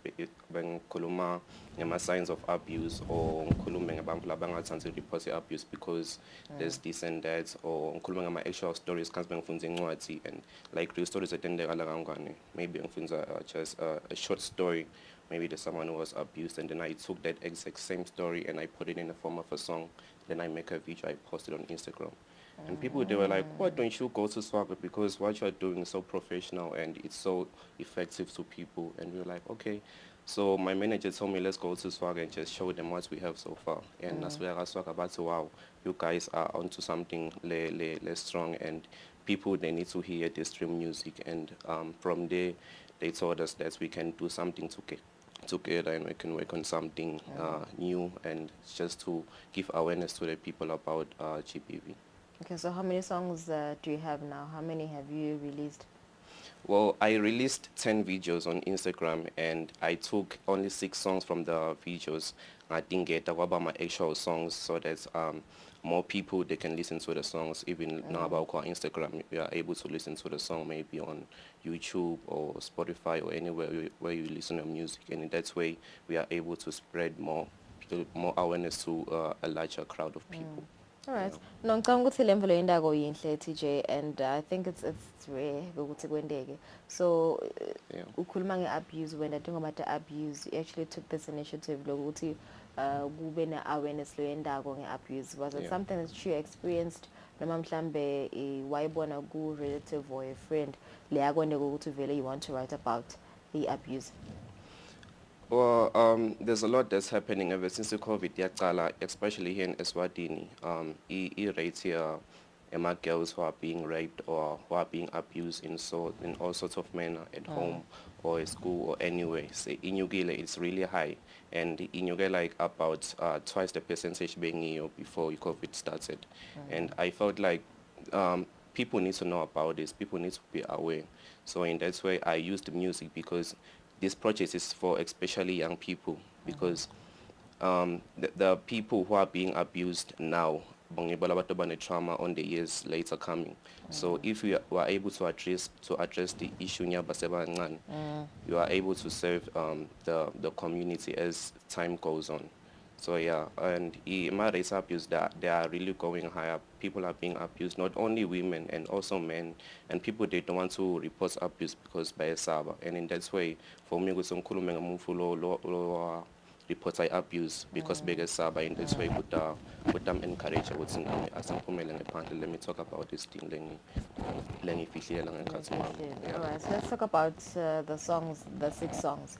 Lokuthi akhuluma ngani nje dithini mhlawumbe nangasichazela nje just give us ukuthi dithini ingoma takho, the actual words. Okay. See the 6 songs, is just if you could just explain kafishane nje ukuthi dithini kahle kahle uthini athini lama lyrics.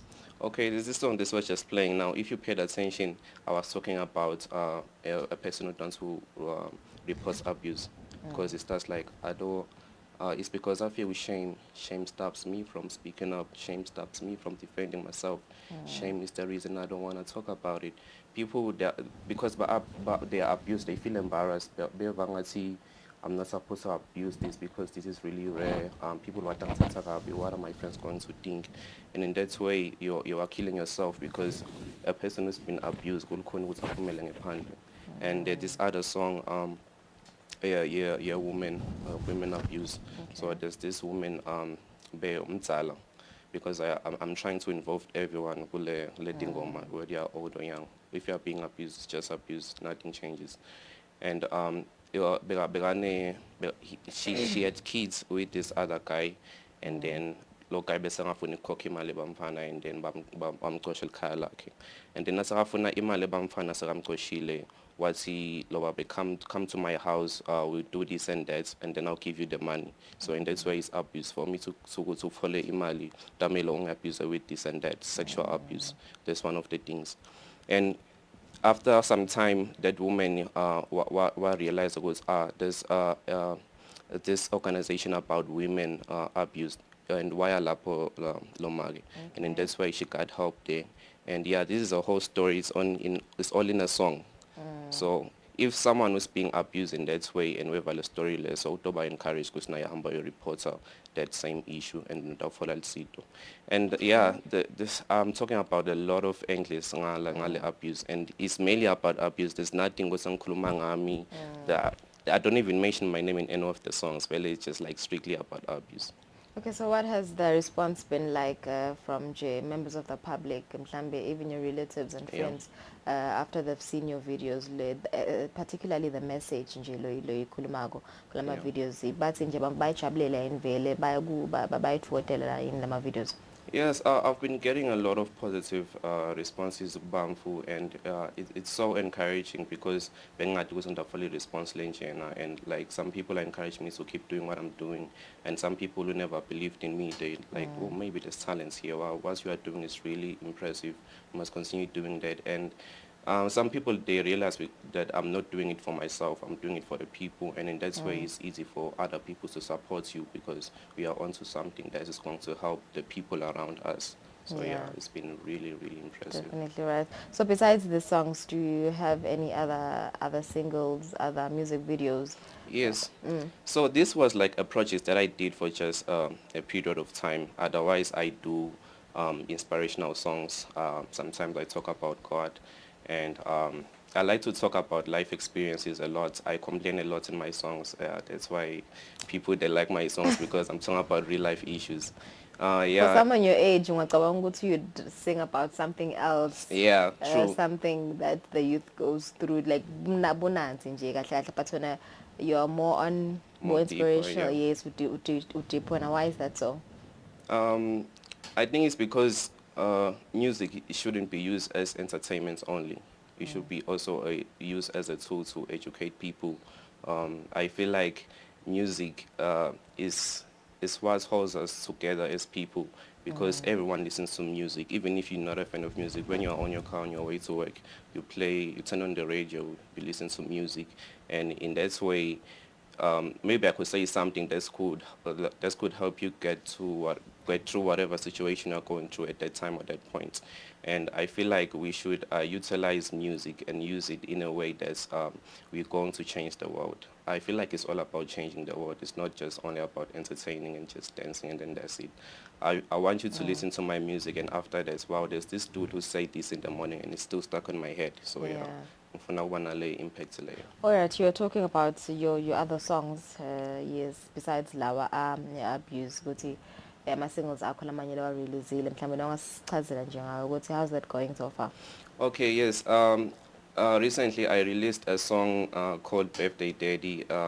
Birthday Daddy, it's an American phrase in a way, but I'm talking about issues of my life. I released this song on my birthday on August, and I'm just talking about my experiences of how my birthdays be like sometimes, because sometimes I usually celebrate, but sometimes you find that I don't have money. I'm just like, just grateful that I'm ending another year. It's nothing really to celebrate with. So yeah, it's also a touching song. And there's also a song that I released, I'm going to release, it's called Impala. Impala is about what, it's more about political views and racism, and yeah, it's actually deep too. And yeah, I also do some normal stuff what people do in music, like 2 weeks back I was in South Africa, I was performing, I opened up for MT. So I'm actually everywhere in music. I'm not just only focused on the serious stuff. It's just that's my strong points on the serious stuff. Yeah. Anyway, so do you see yourself releasing an album? Uyatibona nifika lapho uyafuna and go release an album? At the right time, yeah, but for now I'm not going to release an album because I don't think I have enough fans to support me, and I don't want to waste resources doing something lengeke benefits. Okay. Because so yeah, I feel like for now I'll just be releasing singles and also just working on with organizations and how to help people for now, and then as time goes on, maybe I'll be able to make an album or a project, anything that would be like a lot of songs and people can actually listen to it. Yeah. Okay, so I want to ask ukuthi ingabe kukhambela kanjani wena as an artist, kubuka nje ukuthi kuna covid usibusele emuva etintweni letiningi, particularly for artists because angisakhona ukuphuma kuya kuma events, but you've just said ukuthi boyovulela COVID imphethe kanganani? For some reason, I'm a person who see the good in everything, because nale projects in jail nale abuse.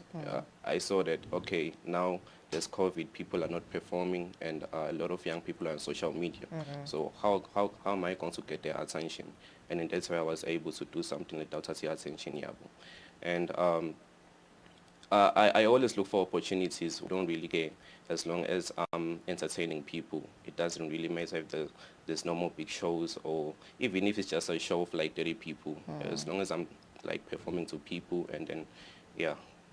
Okay, so you've had COVID, you've had more time in the studio you create more content. Yeah, definitely. Okay. Definitely, because in that way I'm able to just relax, because my responsibilities mancane, and there's nothing there's not good. So I feel like that's when I'm able to quiet my mind and just like think through and just like be able to write the deep stuff, because I have more time to meditate. Yeah. All right, no, thank you so much for joining us today, TJ. Sibonga kakhulu good, sibonga kakhulu mbukeli besikhulumisana na lapha artist TJ lo wakhe tingoma letisithupha 6 songs ahlabela nje ngeabuse ucollaborate ke nayo inhlangano yakaswaga njengoba kumele ukuthi ngiyo iswaga lebuke tindzaba tekuhlukubeteka tebantfu. Let's take a break nasibuya sidabuya netemidlalo. Yeah, it's because cause I feel shame. Shame stops me from speaking up. Shame stops me from defending myself. Shame is the reason I don't wanna talk about it. Listen, maybe they won't believe me, they won't understand this pain that I'm going through. Are they gonna support me? Are they gonna trust me? Maybe they will judge me. I am scared, I'm full of fear, and I'm shaking. If I open a case, there's a lot I'm gonna lose. Maybe I'll be on the news. Now my mind is just confused. A glass in my hand full of fear, and I'm drinking it. A world in my mind I created and I live in it. After all, man, it's really not bad. I'm not really abused, maybe it's just normal. Oh no, it's not normal. If you wanna be free, man, you gotta speak about it and you gotta be about it. Abuse is just abuse and you gotta speak up, huh? Abuse is just abuse and you gotta speak up, huh? Abuse is just abuse and you gotta speak up, huh? You gotta speak up, you gotta stand up for yourself. Yeah.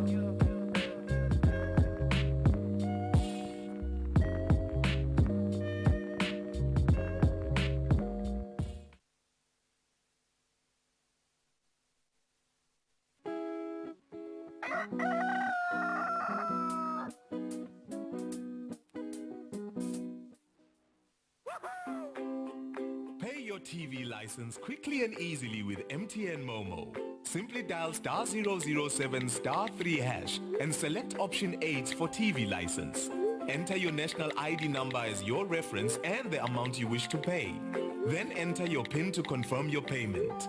Once your payment has been made, you'll receive a confirmation SMS of your payment. If you're a first-time payer, you get another SMS for your TV license. So legalize your entertainment from the comfort of your home. Pay your TV license the easy and convenient way with MTN Momo. Everywhere you go, MTN.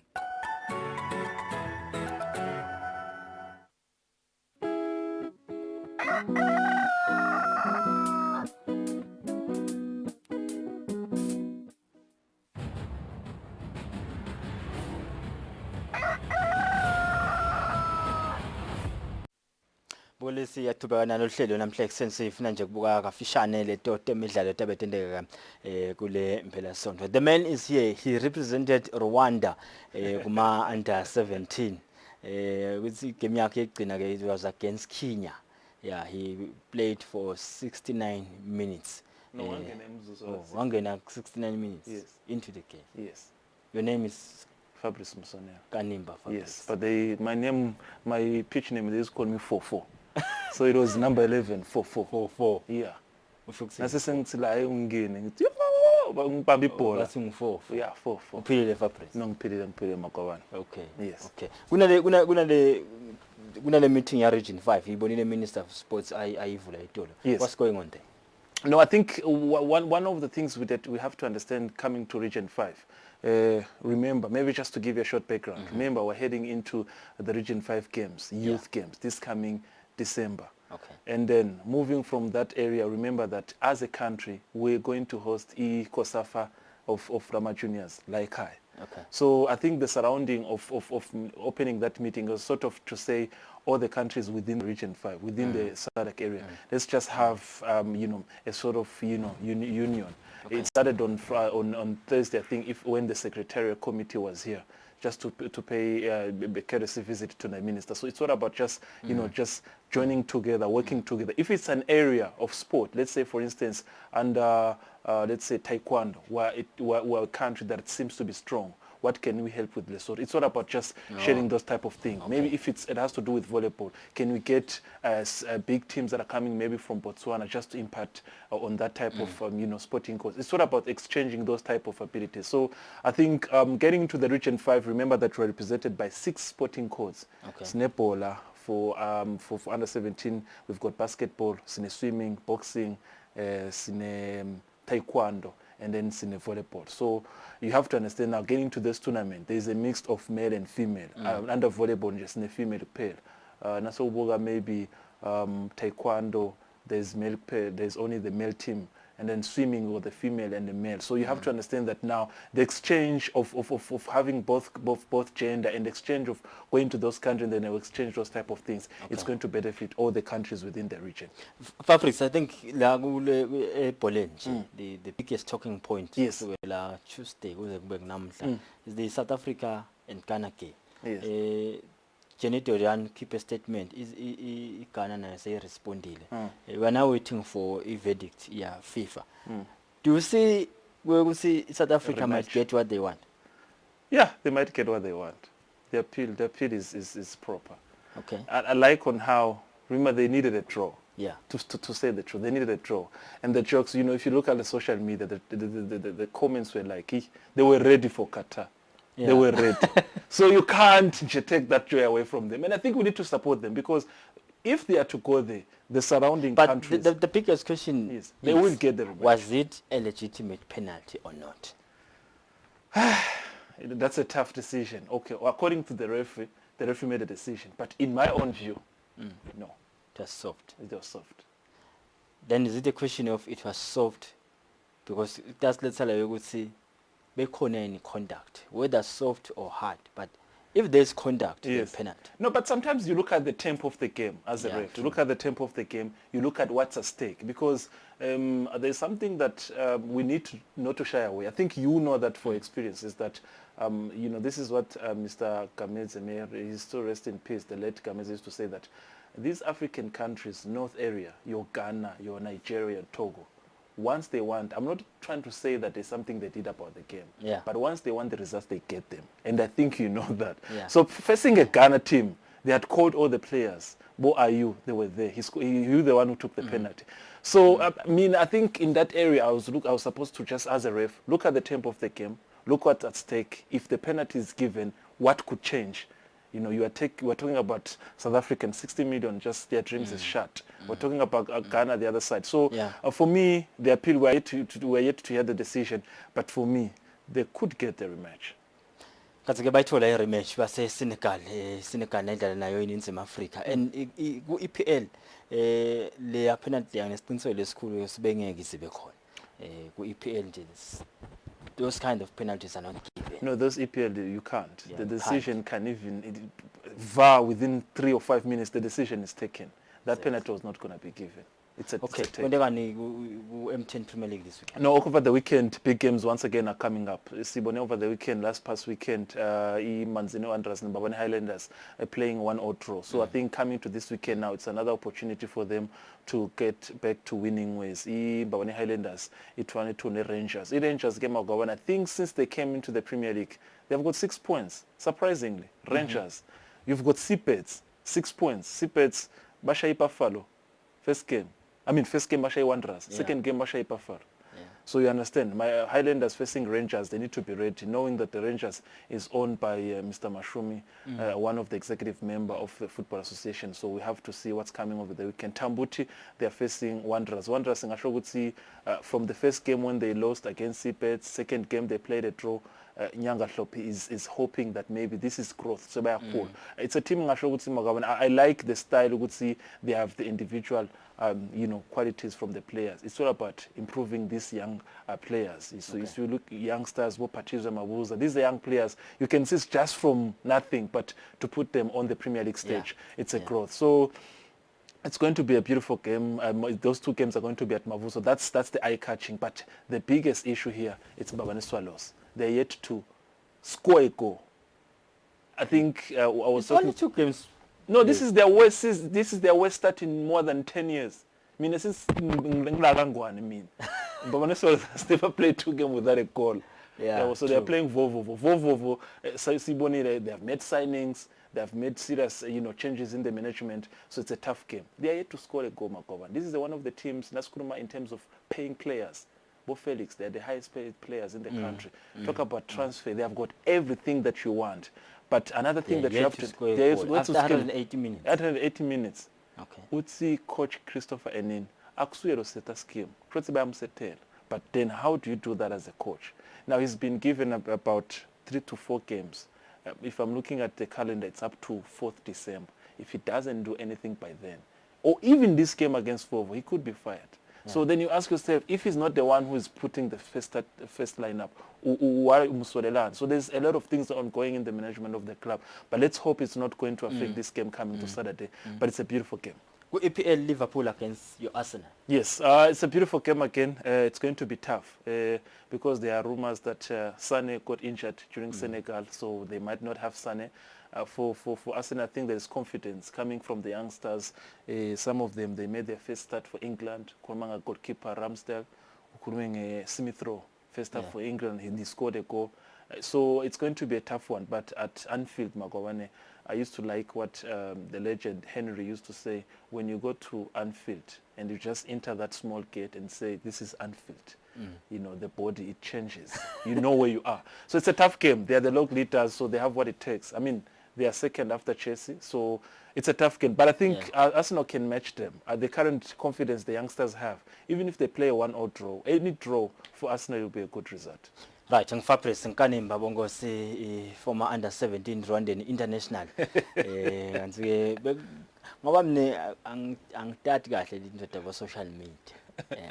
Ngizathi ngosibangisikule ebolulu labatatiko. Bekunema hours la kusiwa asivoteni. Basitshela sisivota kanjani. Social media. Savote ngami ngafaka ngamshaya like. But ke kwahamba amavikane bathiwa Fabrice akasekho lapho. Hawu. Akasekho Fabrice. Yebo. Base kwenda njani? Basoshone. Angathi lo mbutho ukuthi singaba kahle ukuthi ngiphendule, but I'll give you an example just to relate to that. Some of the best players in the world, your Xavi, your Iniesta, they've never won the world the Okay, but when you like. No, that's there is no proof with that, you know. But maybe they can answer us to us. But like I'm saying, some of the world best players in the world, Xavi, they have never won the golden ball, so you lose. Bathi wena kunebantu labangatiwa labakuvotela Ibrahim Zlatan uvotele kanibobana kanene. Phela ucitha kusho ukuthi ngi-international. Yeah. So vele ngi-international. That's the problem. Yeah, so but they wanted to keep it local. I think that's the message. They wanted to keep it local. So mina ngavotela abantu abaningi laba international. Mind you, siku YouTube. Now even this is YouTube. Someone from Israel is watching me right now. So doubt now. You can't.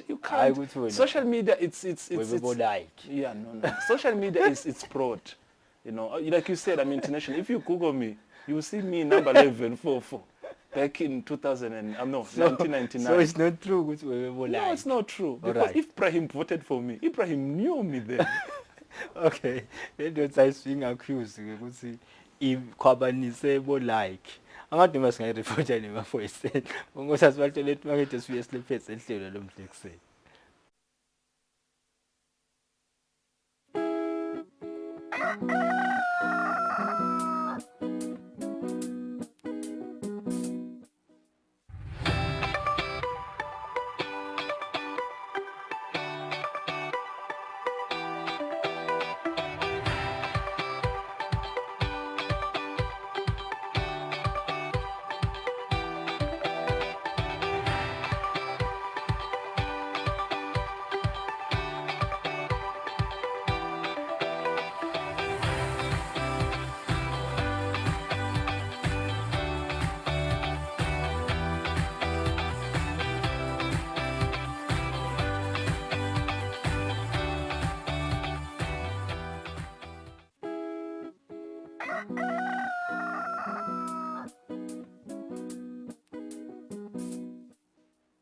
Minutes before 8 o'clock mbukeli LinkedIn ukabet so beka lo Fabrice ku spotlight, but anyway so sichazele ukuthi kwendekeni sichazele ukuthi yena international, so ngisho singamgooglisha siyamfuna so beka fotela bamfu laba international nabase Israel njengoba chazile manje ukhandi le page bal create ngalesikhathi kufanele bavote bacela ukuvota abalivala nawo lo bese sekuyaswela.